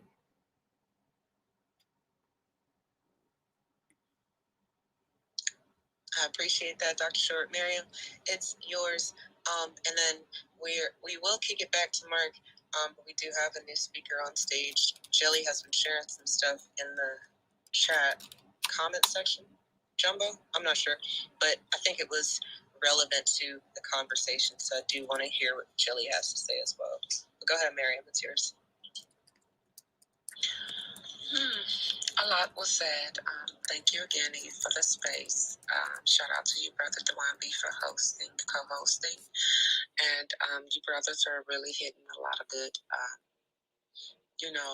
subjects, the nails on the head, what have you, and yourself as well, Sister Eve. And I would like to just add on further to what it was that our brother, Dr. Randy Short, was just speaking on, and something others alluded to earlier in this space. We cannot forget that we have two forms of gatekeepers, okay? We have the gatekeepers that we apportion the black grassroots reparations for our tangibles, for our protections, and to combat white supremacy and systemic, racism. And then you have the gatekeepers who were put in place. These people were put in place to make sure that they keep us in a certain standard, either right at poverty or below poverty. And they also are there to keep us from advancing unless you are jumped into their club or married into their families. And they are done through some of our so-called legacy institutions. Again, the AACP, the Urban League, and oh my goodness, it's so many more. And a lot of our, unfortunately, HBCUs. We just have to realize and come to that realization, because like I was having a conversation with someone earlier in the week, and I was like, we have all these organizations, right? But what have they done for our communities? Even the ones when they were started in the early beginning did a little something, but they got co-opted and infiltrated way in the late 60s. And you got to understand that that had happened, and they haven't done a darn thing for us and ours since. They've been co-opted. And it's just, seems like it's difficult for some people to get that through their heads. Well, it's not up for us to make it touch all the masses. We can only deal and do with the people who are awakened by the call, or who take this mustard seed and who plant it and watch it grow and flourish. You can lead a horse to water. You can't make it drink. And it's just what it is. So we have to deal with those of us who have similar mindsets. Not saying that we're just one-minded and we're just amoeba, if you will. No, but we need to move in unison to accomplish things when it comes to us giving pushback to this government, because our hand is powerful. But when it's closed and made into a fist, that's when it's its most powerful. So we definitely have to move in that vein and remember that we have to hit this government on all fronts, because they do have such gatekeepers and tools in place. And unfortunately, people who look like they're skin folks, but they're not kin folks. They're not of our lineage. And that's a lot of what has happened. And then you have, of course, your classic bootlicks. But these others that come from throughout the Caribbean and African diaspora have done so much detriment to our communities, because they were handpicked and put into these places, and or they pretended to pass themselves off, and two, they got in positions to kind of reveal who and what they are. So you had the double operative amongst us, and some of our greatest movements and some of our greatest organizations. So therefore, we have to make sure that no one is above being vetted, checked, or wrecked. You know what I'm saying? So, and when it comes to us in our own lineage, we do it with grace. But if you are a traitor and a turncoat, you will be, put out to dry, as far as aired out in media. We will make sure we boycott anything that you are behind. You will lose money, just like you make us not eat and starve. You get to not eat and starve. We will run you the hell out of town by any means necessary on the political front, and we will do it legally, loudly, and proudly, as we, as Foundation of Black American Freedmen, always do. That is what we must do and have to do, and we will continue to do, because we cannot allow these sleeper cells and their children, like Clyburn and his daughter. He wants his daughter to be the next successor, so you could push more your daddy. Let me be nice about it. Negroism around. We're not going for that. We don't have time for Uncle Ruckus and his ilk. We have to call that out and make sure that we shine a light on it. You know what happens when you shine lights on pests and parasites? They scatter like the bugs that they are. And they run from the darkness because they can't show their heads or their faces, or stand firm in truth. So we're going to shine light on that and keep it forward. And I'm in agreement a lot with what Brother Mark was saying, but I have my own mind, and this is critical thinking. Some things I'm in disagreement with, but we're not one monolith, aren't we? So the spice of variety in the room and added to the conversation, I think is wonderful, and I yield my time. Thank you. I appreciate that, Miriam, and I'd like the room to hone in on something that she was talking about, and something that has been talked about already, and it's how we use our vote.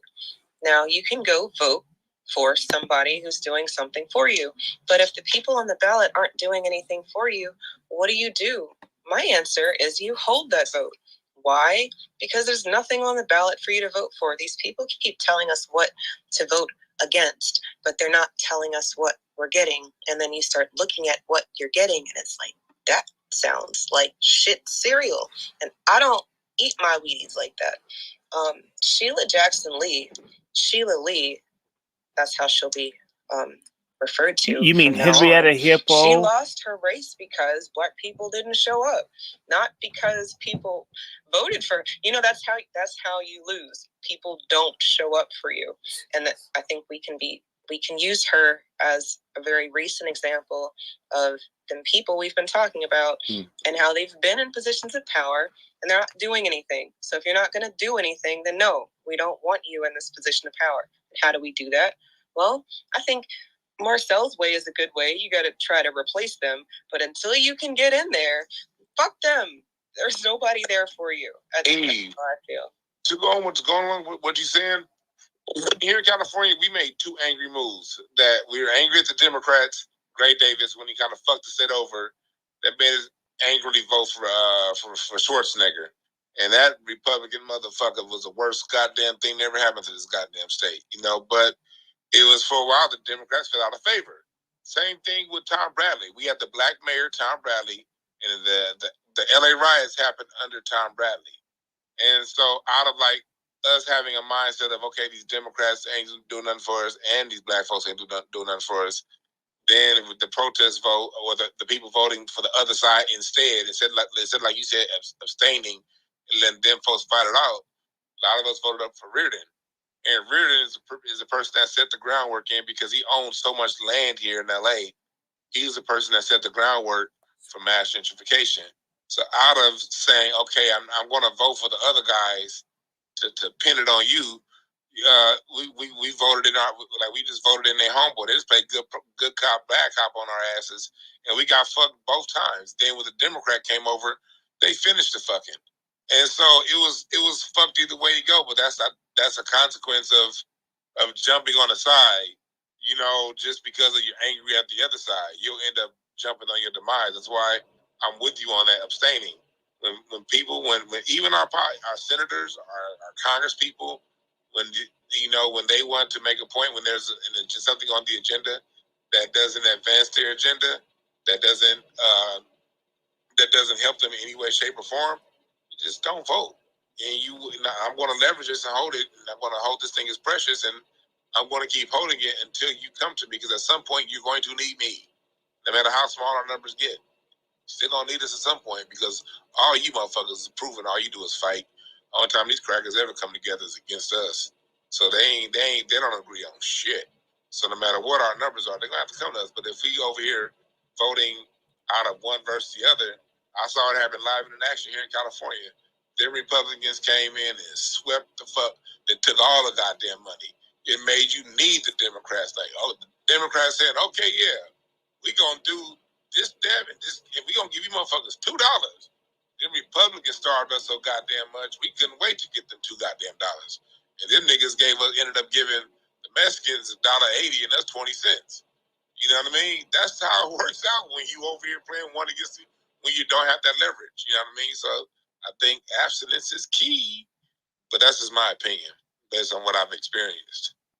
Absolutely. And we're not telling you what to do over here as much as just, have your own you already have your own thoughts. I don't need to tell you that. You woke up with your own thoughts. Jelly, the mic is yours. You've been very patient. And then Mark, we're going to get back to you. But Jelly, go ahead. What's going on, everybody? I hope y'all are doing well. I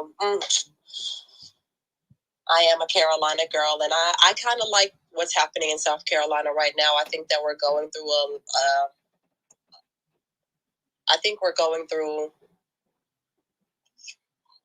I actually think that we're establishing ourselves as the next Black Mecca, to be honest. But what I had put in the chat,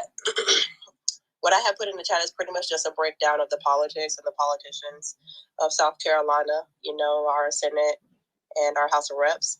And I think a lot of times what happens is we get so focused on Jim Clyburn and Tim Scott that we actually don't be realistic about some of the issues that's going on in South Carolina.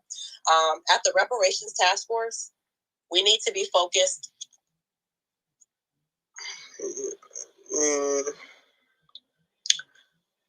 Jim Clyburn only has a certain portion of Richland County, but the main things that he does have, aren't. When it comes to Jim Clyburn, we can't allow Richland County to paint the narrative of Jim Clyburn's career in politics. Calhoun County, Jasper County, Bamberg, Allendale, these are the problems and these are his main center. So what he does is he focuses on the revenue from Richland County and the things that's happening there as far as the northeast side of Columbia being completely, I never seen a Black Wall Street because I really only ever been alive now. But I would say that the northeast side of Columbia is turning into a Black Wall Street right in front of my face. And what's happening is that Jim Clyburn is using that portion to sort of lie about his career within politics. And we need to make sure that at the reparations meeting that we address some of these things. Sorry, my mind is a little bit confuddled now that I'm talking. Also, they need to answer something about that hospital on Bull Street. The amount of war crimes that were committed there will make the reparations case for us in itself. And they need to be talking about that, talking about the fact that they turned it down and turned it into apartments, talking about what they did in Allen Benedict Court as far as having a gas leak somewhere for a whole year and people are dying. And then now you move all those people to a completely different area. You have them homeless in the streets and you're only giving half of it. It's just terrible. So we have to. There are some reparations claims that are literally happening in Columbia right now. There's reparations claims that are literally happening in Calhoun County. Horry County is covered by.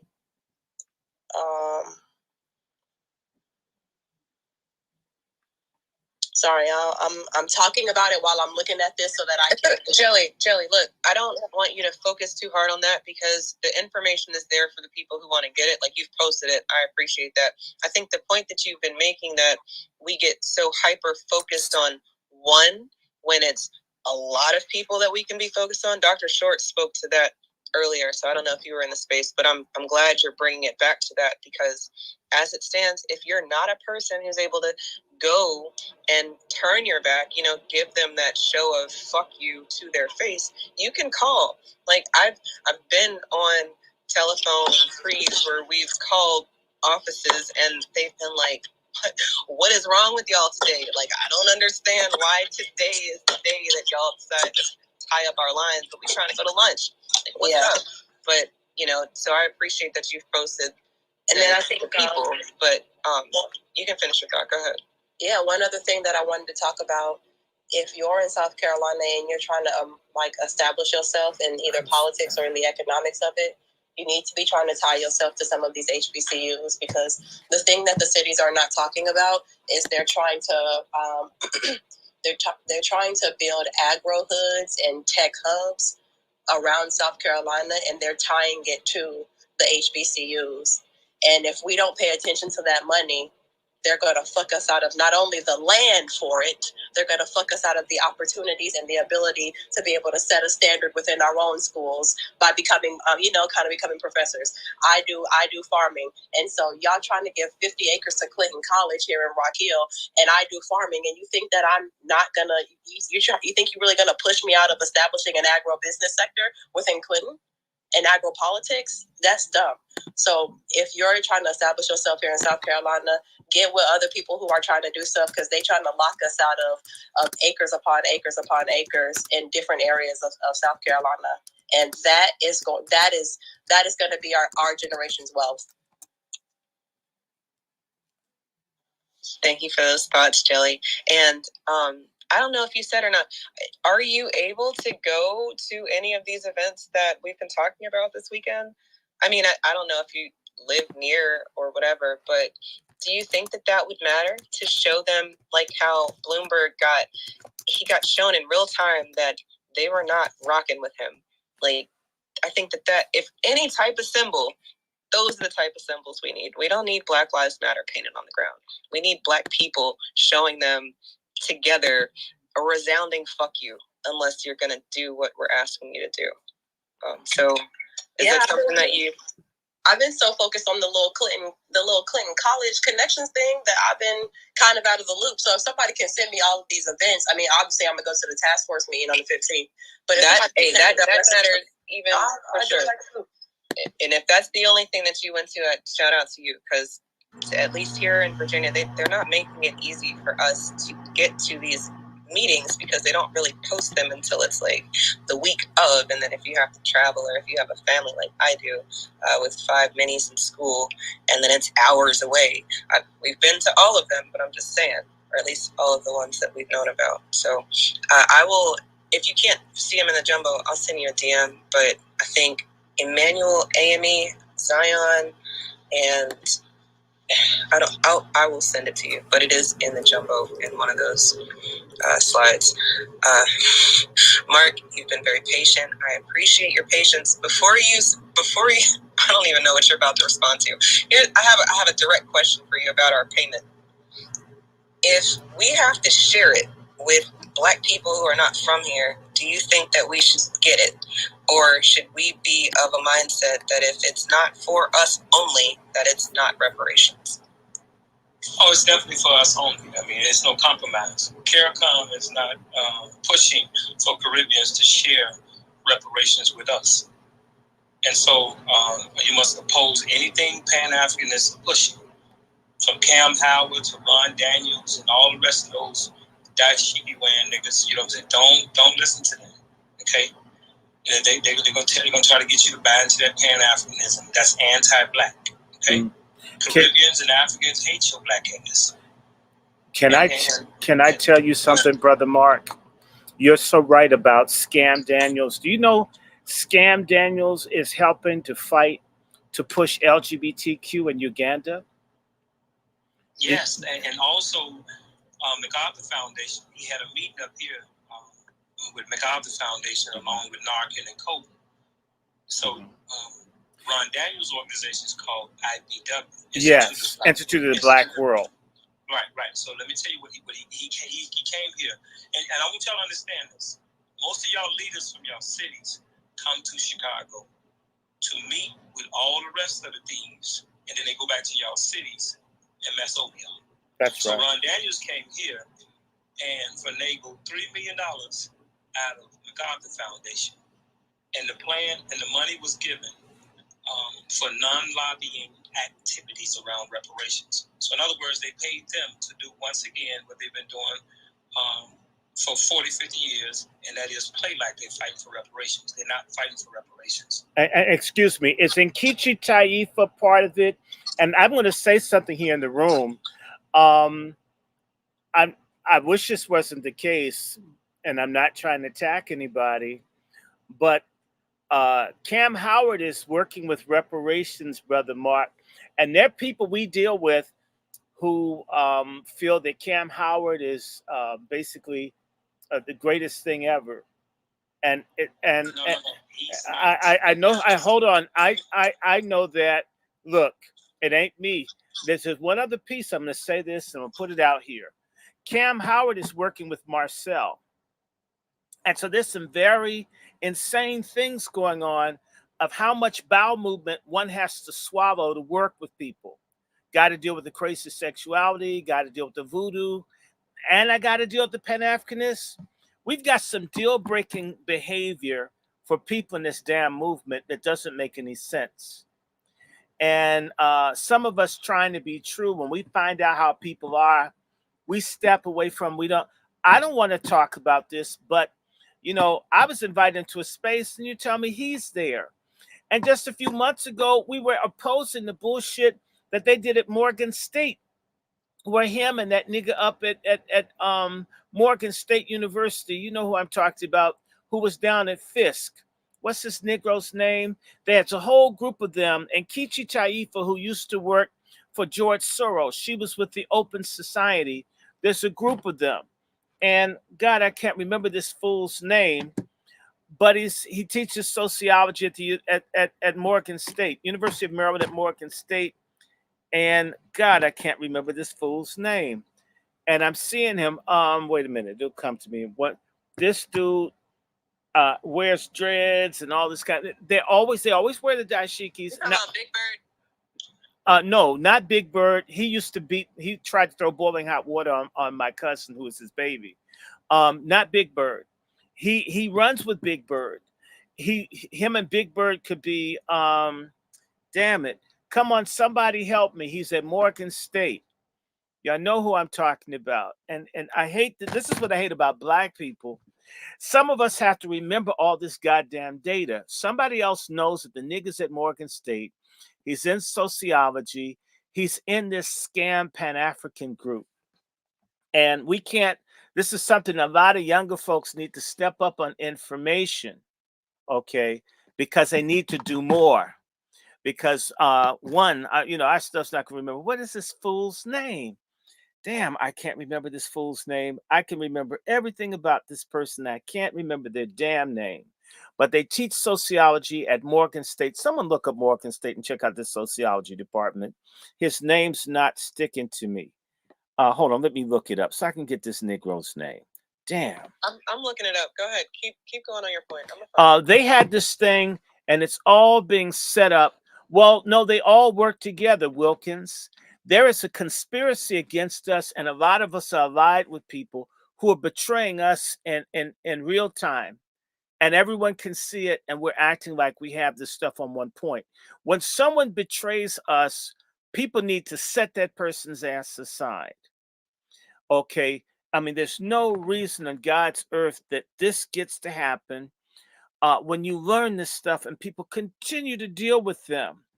And let me see. Let me get this nigga's name because I'm trying. Hold on. What's this dude's name? Every time I unmute, my oven's beeping. No. The department. Malcolm Drury. I don't think you're talking about him. No, I'm not talking about Malcolm Drury. Leon Wilson. Those are the only two black people that are pulling up on the faculty website. No. Really there's hold on. No, there's another nigga in there, and and this is what I hate because these people show up every now and then. They fly below the radar, and they show up at these events as talking heads for black people. This is what Mark is talking about, and he's right. And you're not talking about Winbush, right? Yes. That's Big Bird. Okay. Well, see, there's another Big Bird. Big Bird is also Mark Thompson. So you have to have there's Big Bird was somebody else. So there's two Big Birds. I said they look. You got Ron Daniels who sits at the top, right? Yeah, Ron. So he's a piece of shit. All of them are together. All of them are together. See, Winbush was real close to Conrad World. Right. Conrad World. I understand. Right. And he's a coon, and then Cobra in Chicago. Everything comes through Chicago. I'm with you. Just what happens is there's a fast track between Chicago and DC. Because and New York, right, but for black people, it goes from Chicago straight to DC. Right. That's what I'm trying to say to you. Let me finish saying this part here, right? So when you look at Winbush, Pimp Bush, Conrad World, right, and I'm gonna show y'all the connection, right? Hold on, before your connection, because Mark Thompson and Winbush, they look the same. I told you they look alike.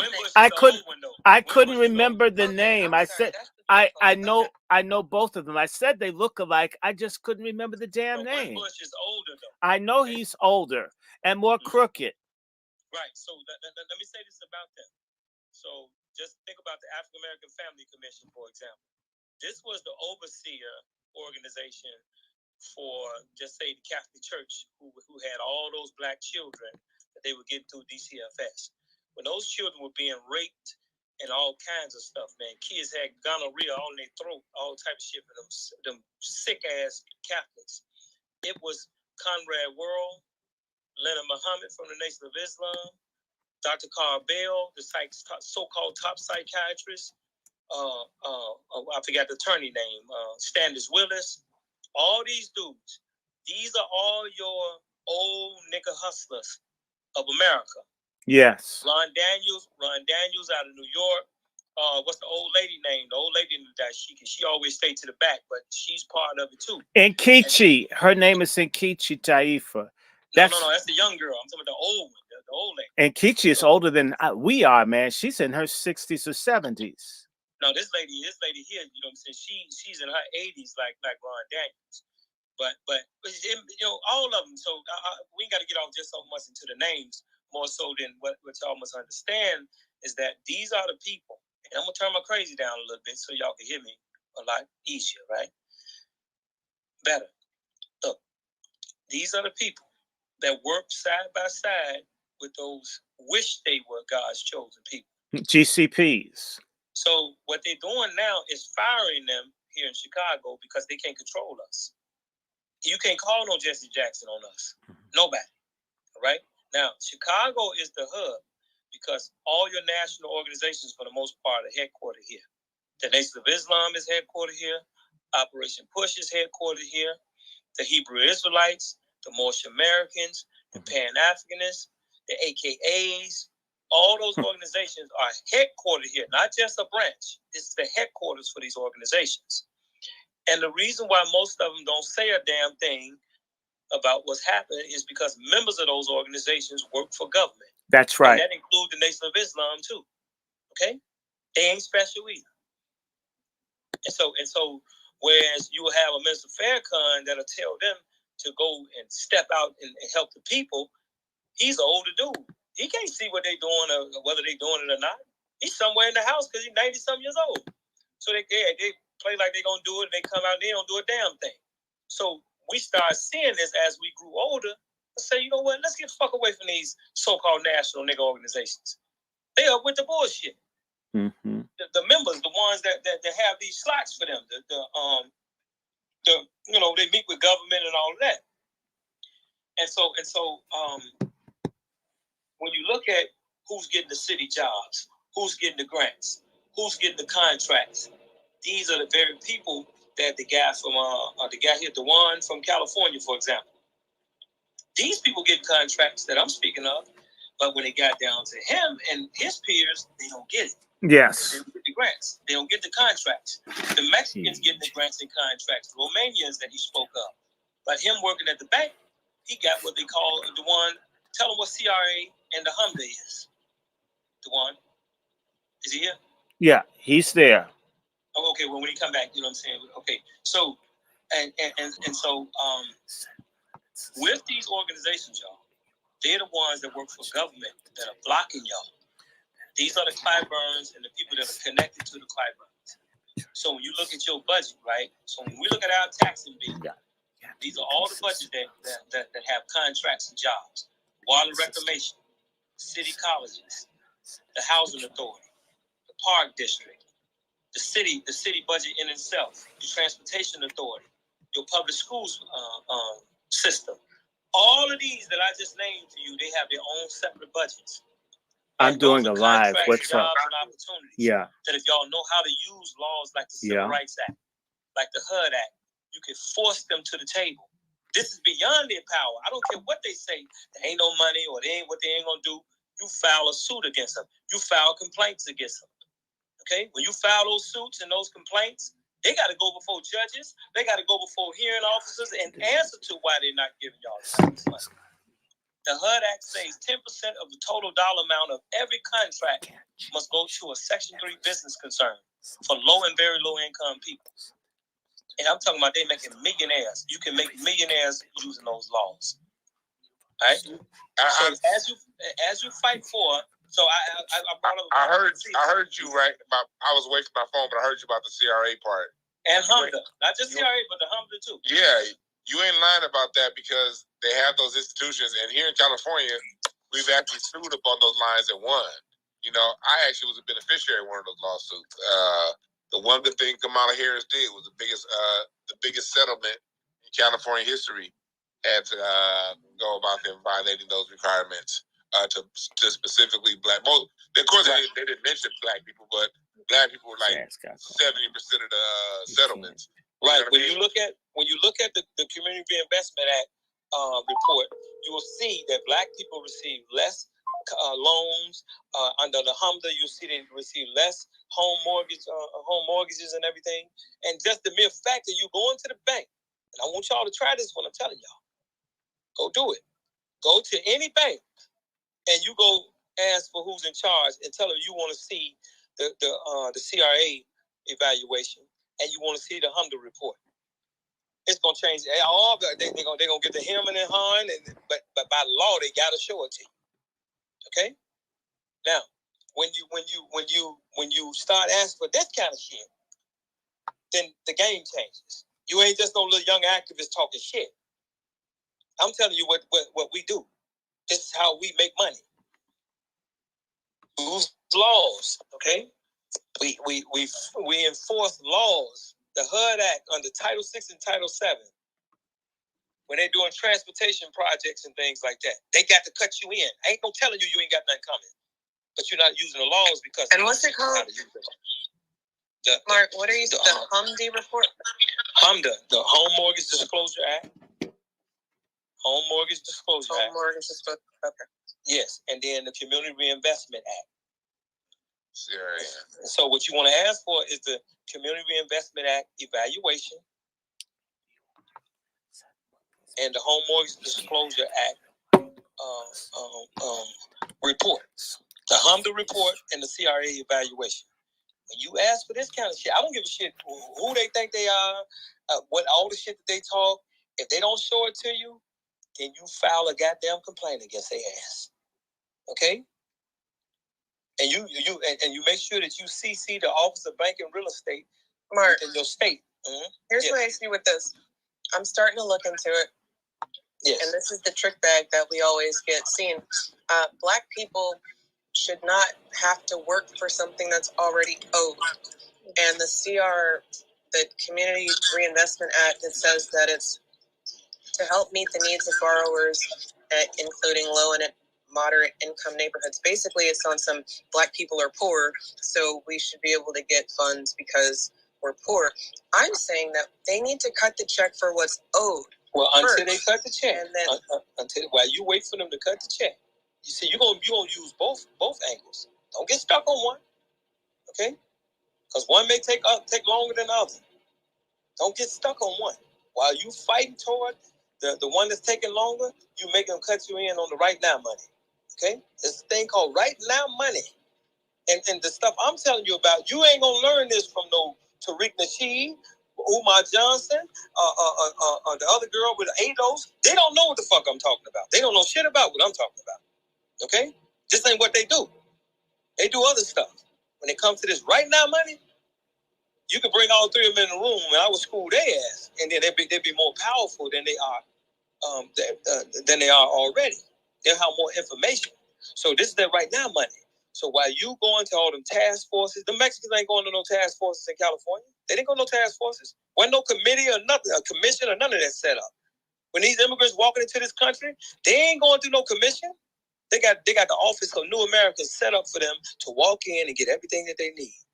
And so on top of you going at the contracts, you must also say to them, y'all gonna give us an office for descendants of slavery. Now, everything is a fight now. Don't think it's just gonna come easy. So everything's a fight. Even getting the contract. Says we can't wait, Mark. I'm sorry. I can't. You're gonna wait whether you want to wait anyway. But that's the thing. If we got people doing it the way you're saying it, and then people trying to do it the way that I'm saying it, and I know that the way that you've been saying it and the way that you're saying it is how they want us to go about it, which is wait for the check. And while you wait for the check, we're going to give you programs. We're going to give you schools. No, you're getting it wrong. You're getting it wrong, what I'm saying. I hear you, Mark. But at least I'm not talking about no programs. Do you see how that happened?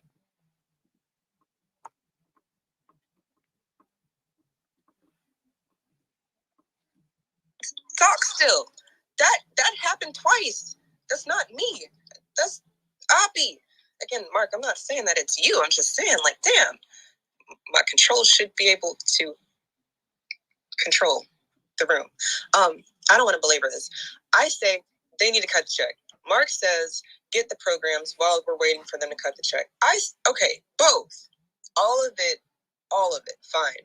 But I think that foundational Black American would be better off if we had one sound, at least for 1 second, and it was for them to cut the check. That is right now money. The same way that these immigrants are coming over here by the thousands and have Jordans and fresh kicks and rides. Have you seen these people? They got cars already.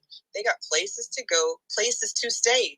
There's homeless foundational Black Americans right now. I can walk out my house a mile and happen across a nigga who's supposed to be here who doesn't have a house. When I can go in the same direction and see people who have houses and they're not supposed to be here. The math ain't mathin' to me. And maybe the maths to you. It just depends on how you're going about it, I think, at the end of the day. So, Mark, I appreciate your conversation this afternoon, this evening, as it's been a few hours now. If you have any closing thoughts, I'm going to let you do that. But to my co-host, if you have any, Dr. Short, I know you might have some follow-up thoughts. Miriam is still on stage.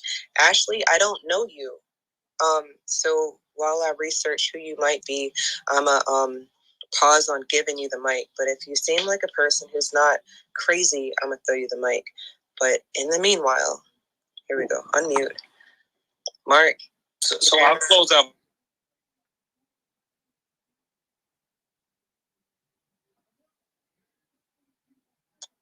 So you're not gonna wake up in the morning and get the reparations check. Let's be clear on that. And unless you rise up, it's gonna still take a little longer, right? I get you. I'm in agreement with you. If it was just that simple, wake up in the morning, cut the check, and they cut it. I mean, but none of it is gonna be as simple as we think it is. It's gonna be a fight. When you're saying cut the check, it ain't gonna happen just like that. You're not even taking and rising the people up and making them cut the check. You just saying cut the check. They're not gonna just do that. They're not gonna do right. They weren't put there to do right. They were put there to lie to you, make you wait. I appreciate that, Mark. What we're not going to do is we're not going to disparage people who are speaking up. They will cut the check because the fuck we said so. I'm Black and I said so, and it's stronger than the people with these fragile genes and people who can't do people who have to fight the fight unfairly. Have you noticed that? They can't fight us one-on-one. And that's no shade to anybody who might be in the room who doesn't have melanin if you're, doing the work. Okay, I hate that I have to disclaim things sometimes, but at the end of the day, look, no, they will do what's right because we're making them. That's power. We're not asking. Fuck that.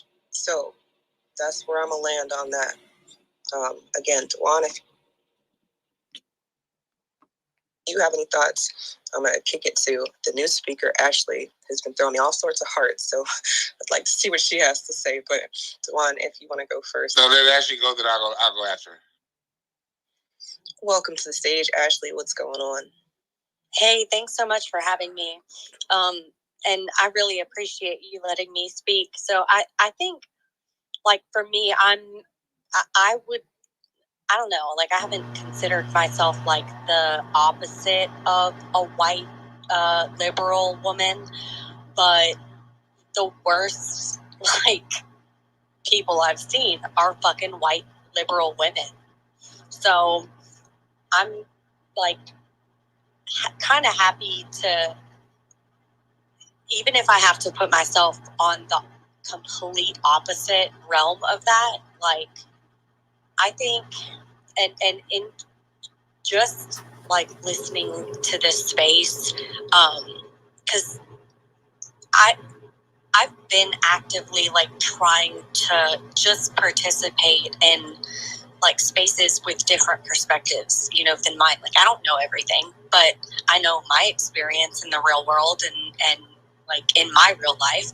So I want to, like, seek out different perspectives.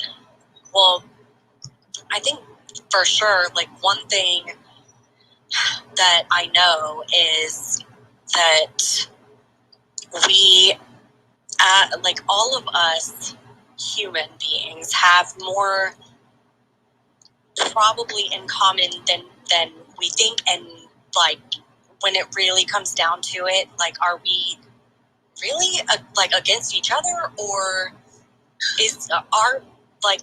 there are other things that maybe we can like unite on and fight against?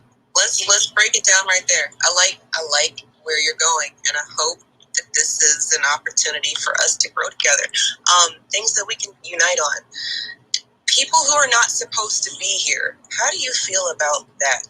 And then, are you a person who's supposed to be here? We've got to be honest about that. And what I mean by that, just because I know that can be a funny question coming to a white person from a black person, when everybody understands that white people colonized North America. So I'm not saying that. I'm saying, are you like one of the original white people, or are you like a new white person?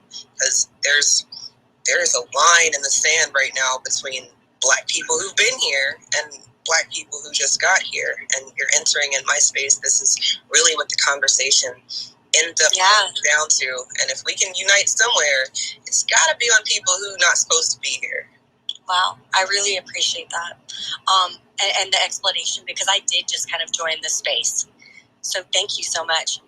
And for me, I think we all have our individual experiences in life. Like, what I know about my family is that on my great grandma's side, we were Choctaw Indians in Oklahoma, Oklahoma now.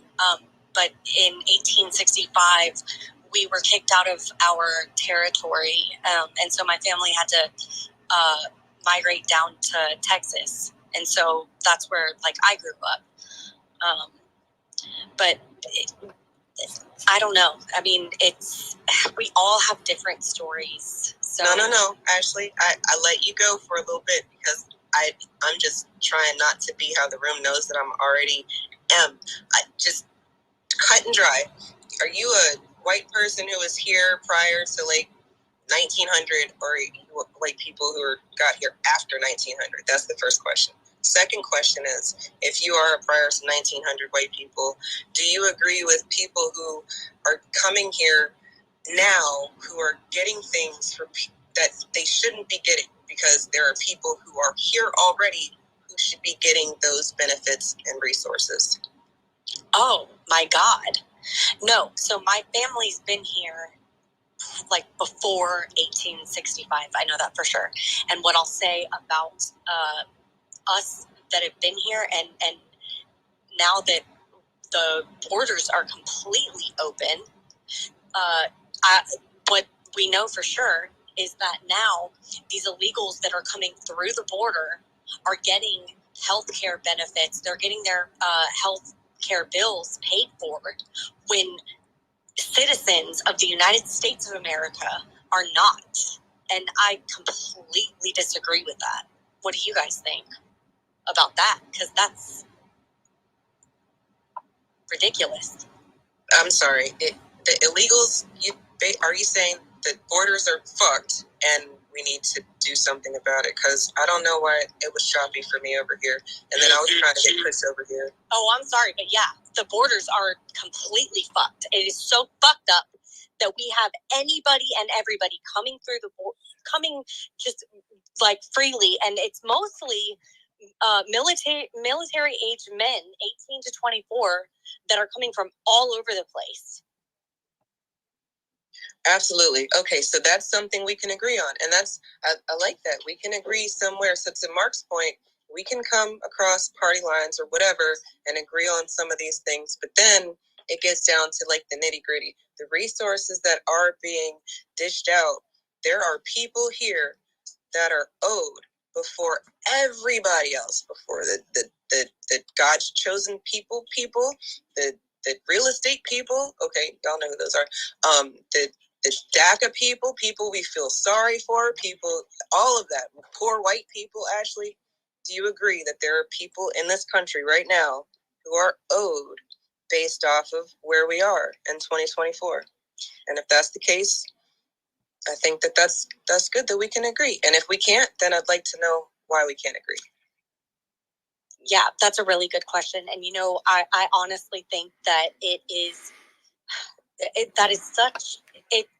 such a hard question to answer, though, because, think about all of the variables. Like it comes down to the individual person. Like, what did your family have to go through? And like for me, like my Indian family was pushed out of their territory. That's half of my family. Sister Eve, may I ask a question, I'm sorry. please? Your Indian family, I'm not saying that you don't have that in your family. I'm not. This is outrageous. I'm saying that I've learned a lot about people who look like you, who've been able to get some paperwork that makes things make sense, and then you, unbeknownst to you, you know, you carry this story like Elizabeth Warren. You know, I don't know how you feel about Elizabeth Warren or whatever, and I guess actually, Ashley, I appreciate you coming through the space and sharing your thoughts, but it's not a big question. People are already owed. That is a fact. How do we know it's a fact? Because people are coming here today to get some of that resources, tangibles, and benefits that they are not giving to the people who are owed those benefits. So while we can agree there are people who are not supposed to be here, I think that in real time, we're always going to see that these people don't want us to get what's owed to us. Sister They just want us Eve. killed. Sister Eve. Sister Eve. Dewan, Dr. Short, Dewan, Yes, please. Go ahead, George. Go ahead. Look, I'm a genealogist, madam. And as recently as this summer, people had to sue the tribe you came from because they've systematically discriminated against people in their tribe who are, at least in part, Black. This year, because the tribe has practiced apartheid as a descendant, there are a whole bunch of us who are of Aboriginal descent, and we've been screwed by folks, and we're still being screwed. I've been involved off and on with this thing, with the Seminole Freedmen. My question to you, not about the illegals, is if you wanted to help us, do something about this goddamn blood quantum thing that the Bureau of Indian Affairs has. It has dispossessed us in our own land, where I can't claim my heritage. There are tribal benefits you can get I can't have. I may be more Indian, way more than you, and because my skin is red, I'm disqualified. And so there's apartheid within. In fact, the Choctaws owned slaves. I was doing research on the Choctaw reservation and all of this literally earlier this year. So you've got apartheid within the so-called 5 civilized tribes, with the Chickasaws being the worst. I just collected a bunch of books. Your tribe supported slavery. And so when we talk about who suffered the most, excuse me, and what kind of Indian, a $5 Indian or what? Because this Indian thing is a legal definition versus a biological one. So, that whole thing is a scam. I'm not saying who you are or where you're coming from, but supported slavery, still support discrimination around casinos and everything else. I mean, hell, we need reparations from y'all. I'll shut up. Hey, Dr. Short. There you go. I want to back up what Dr. Short just said, because I was getting ready to talk about that. Yeah, when it comes down to it, see, one thing that always rings my ear, and maybe this could be a teachable moment for Ashley, when you start to sparse over which Black person deserves more than other, that's a major problem. That's a major problem. That's a major problem. I don't look at that as a minor offense. I look at that as a major offense, because no other group that gets money from this country gets parsed over who got it the worst, and they have a tiered system. And only when it comes to us, that's basically another way of saying no. It's just the way I took it. That's just another way of saying no. So that's the way it's taken. So just understand that. And then to go along with Dr. Short said, my family, my 5 times great grandmother, also Choctaw, also in Texas. She was someone who was one of the enslaved Choctaw, who was actually before that naturally a Choctaw, but enslaved by other Choctaw, and then freed and got reclassified as Black in the 1890s. My family still owns that property in South Dallas that she bought 130 years ago. With that being said, so what? We should get less because we have a bloodline that maintained what is dispossessed Choctaw family passed down. I also have Potawatomi in me from up in the Michigan, Milwaukee area. I have pictures of my Potawatomi ancestors, some of the last surviving original bloodline, darker than me, that when I went to go look to see if I can register with the Potawatomi tribe, being that I have direct descendants from that tribe, registered descendants, and their pictures are in local museums in the Benton Harbor, Michigan area. I can't get a part of that. That's right. So do I get less? So when it comes to parsing over just to other Black people, because again, we don't have much time when it comes to this. This is a fight that we're in, and you know that's why I would never get mad at a lady for saying like what she said, or you don't respond to any kind of anger, but you explain clearly what it is and you move on, because this isn't something that we're going to fight over which Black person gets more than other. I have some family members that were never enslaved, but do they not get anything? Because I'll tell you one thing: after 1880, when after Reconstruction ended, even the ones who didn't get enslaved started to go through goddamn hell. They were going through hell before that, but they really started to go through hell after 1880. Dispossessed of land that they've held on to for centuries, got dispossessed because of the colors of their skin. So there's one common shared experience, whether you were enslaved on the field, enslaved as a musician, free. When you get to the late 1800s, no matter where you were before the 1800s, there's one common story. And for anyone to come from the outside and say we're going to parse through those stories and say who deserves more, that's not cool, because, like, again, no one says which immigrant class. Well, El Salvadorians get it worse than Mexicans, so El Salvadorians should get more of this money that the United States is giving away. No one else does that. Only when it comes to us, that's a major red flag. And that's a white privilege move, or a wannabe white move.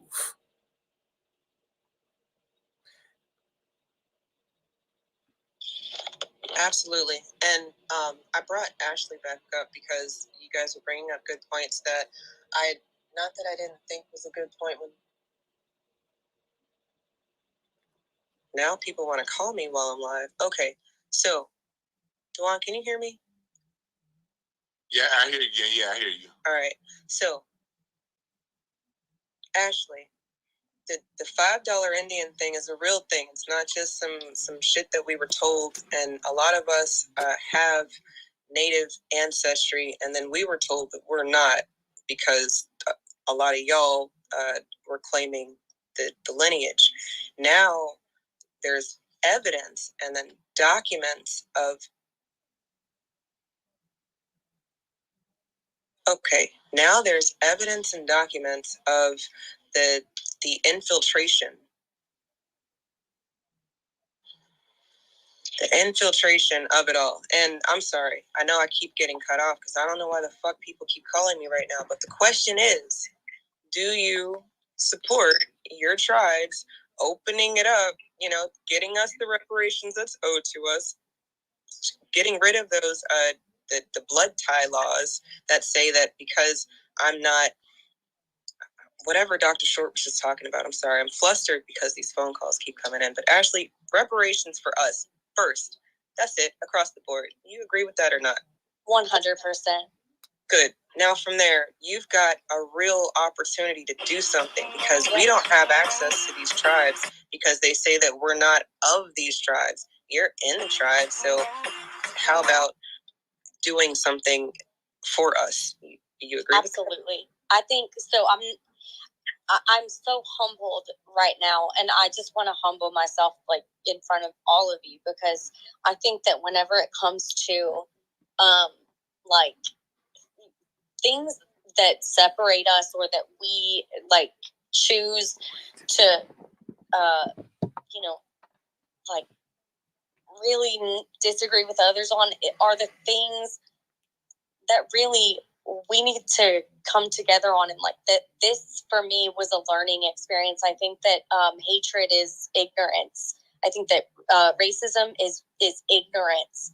And I want to admit for sure that, man, I feel really just ignorant for not knowing more about my lineage and what happened with, the Choctaw Indians. And thank you so much, Dr. Randy, for jumping in there and, having like so much, it's just being so gracious, and just Eve, like, thank you guys for calmly like educating me, because people won't admit that they were ignorant and speaking out about things, but I think a lot of people are hungry for like knowledge, but they don't. It's hard to. You can't just say like, "Hey, I'm gonna like teach you something right now," when in normal conversations. So, but these are the kinds of conversations that we need to be having. People like me, like other white people that like don't really know, but there's just so much shit. Like, what's up with the whole like Jewish Palestinian thing? I feel stupid because I don't know. Like, I don't know the whole history right. behind And all see, of that. That's exactly what we're talking about. So I appreciate you coming back up. It's very brave to speak up when a lot of times y'all get called off code by your people, and then they really treat y'all all sorts of different ways when you speak up. That's something that I think that we can learn as Black people. There's got to be consequences for off-code behavior.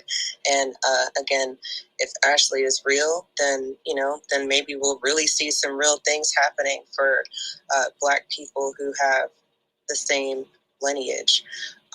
In the meanwhile, man, we've been on here for a minute, and it all started with South Carolina needing a pull-up, and now we're here in the Delineation Cafe, which I like it. It's always going to get back to us and what we're owed and why we're even having these conversations. I don't like to talk for no reason. A lot of y'all like to talk. I don't like to talk for no reason. I like to listen, I like to learn, and I like for us to get started. So from what we've learned tonight, if you've learned anything, there's a couple different things happening in South Carolina that you can do something about. Specifically, I like the Bloomberg treatment, like that actual symbolic, they can see Black people saying fuck you without you actually having to say fuck you. But if you're not in the area, then, you can call. That works too. I mean, I've actually done that and have seen how disrupting business can get you in conversations that you didn't even think that you were going to have. But if you're not participating in conversations like these, you're not having these thoughts. Or maybe you are having these thoughts, but you don't know what to do, which kind of goes back into the conversation that we were having with Mark earlier. Talking to us like we're people who are voting blue no matter who, that's not the move. Because a lot of us have already seen behind the curtain. We need to know what the fuck to do now. But nobody's been there. Not on our side of things. We haven't been there yet. Not really. At least the last time we were there is when they started sniping everybody. Our ancestor, Dr. King, said, we can't wait. And that's when they took him out. So when we're all kumbaya and everybody gets what's owed to them because everybody was wronged and all that, it's sad. And people have been wronged. But no, there's an order. And if we can get back to the order of things, then the math will start to math. And specifically this weekend, January 6th, 7th, January 15th, these upcoming dates, we can do something in some of these places where these people have already made it known that Black people don't give a damn about themselves because they're just going to allow things to happen. But what we can allow to happen, if there's nobody on the ballot that's speaking for us or giving us tangibles, we can just allow them to fight it out. You don't have to vote. Fuck them. And really, I mean, you don't have to go and vote for Kanye or vote for yourself. You don't have to go cast a ballot at all. Your missing in action is a symbol that they're going to pay attention to. And when enough of us say, fuck their system, and let them figure it out while we work on us. That is Black Wall Street. Do you know that after slavery, while they weren't really leaving us alone, they left us alone. And while they left us alone, we were able to do so much.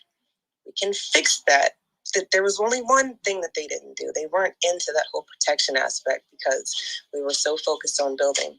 We can learn from them by protecting what's ours and building all at the same time. But it starts now. It has to start now. What are you waiting for?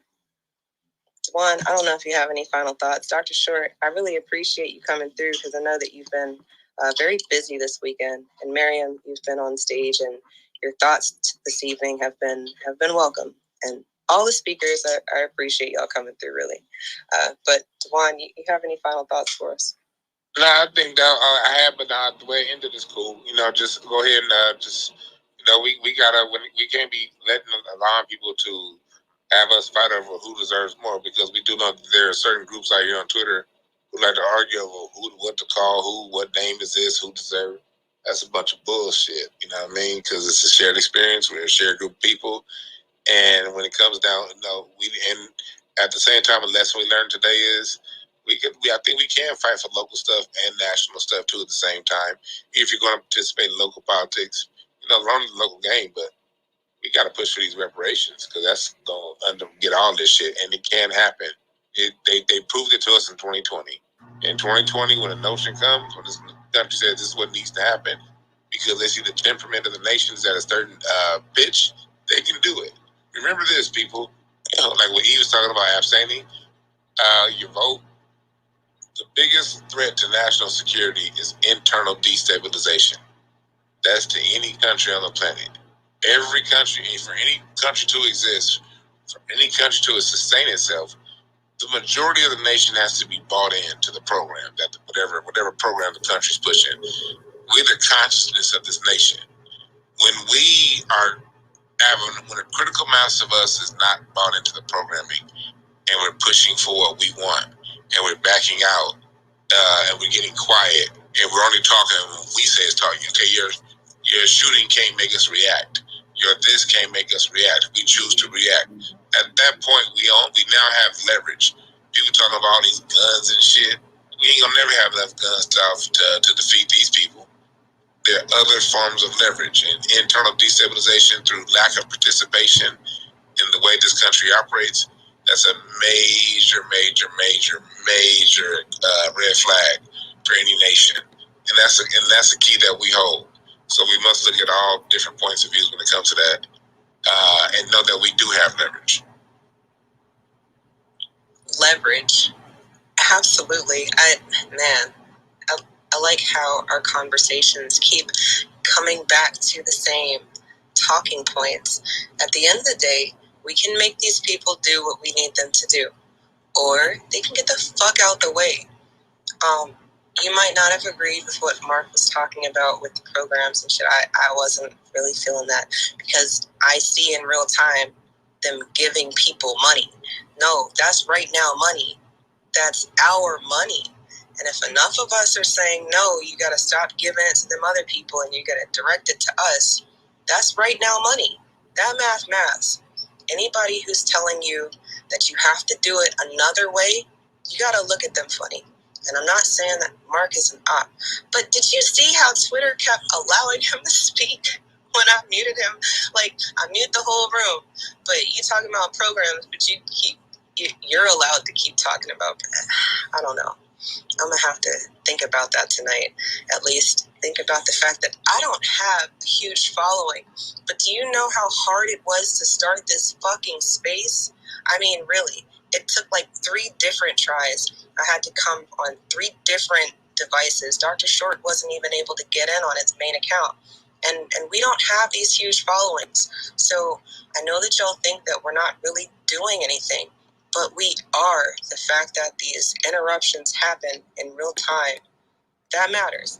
Check it. When y'all are watching YouTubes for whoever you're watching and you're really feeling the message, you know that there's a commercial coming, right?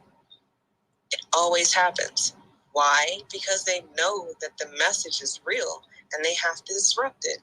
by any means necessary. So while people are getting paid for the commercial, we're also getting a disruption in the message.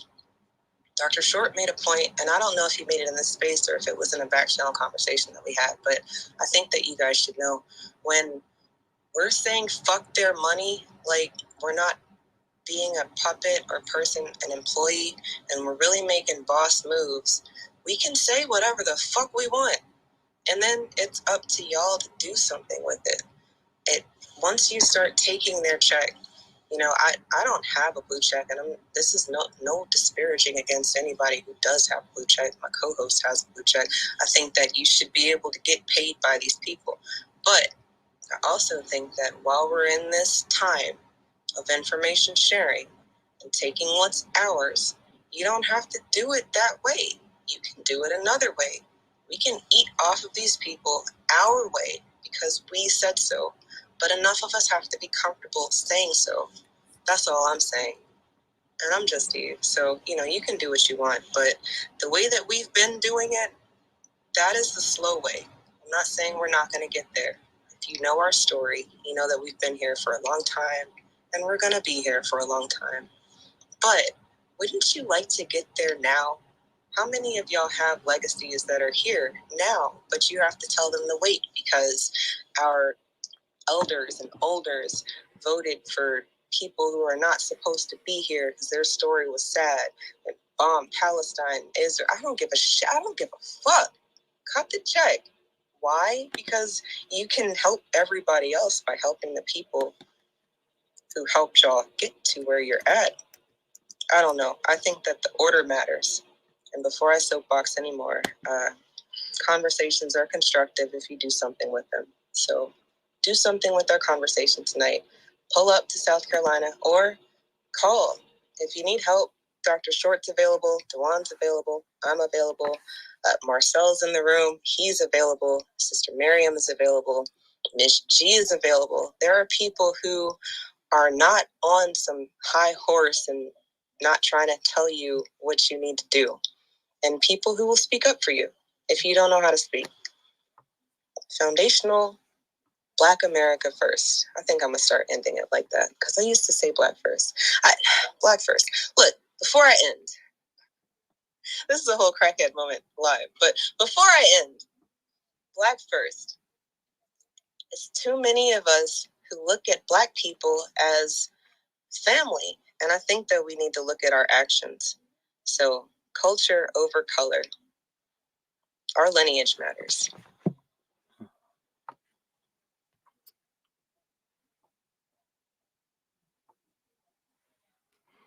Okay, so that's the program. It's over.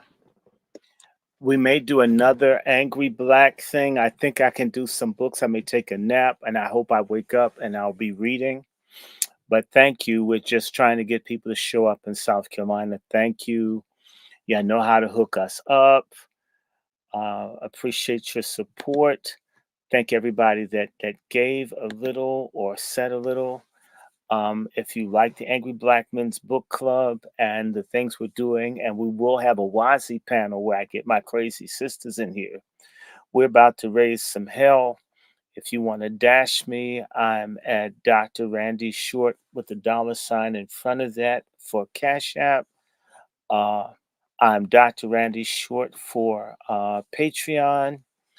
I am W. Randy Short for Zelle and PayPal, wrandyshort@gmail.com. Please, every little bit helps because if you see all these books behind me, I literally use what people give me to invest in a library to do research. I appreciate all of you.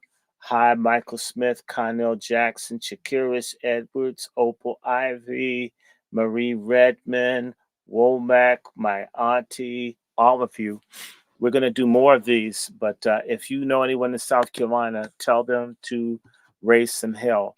Biden needs to be told, stop effing us. We're tired of it. I'm going to sign off for the moment here. I hope I'm feeling a lot better. Maybe it's all this hydration I'm doing. We're going to turn it out. Anyway, much love to y'all. Don't forget to bless the Angry Black Men's Book Club if you like us.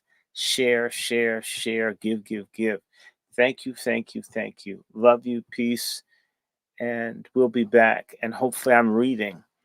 And it's going to be an all-night thing again. I can feel it. Take care. Bye-bye. See you guys. I'm out of here.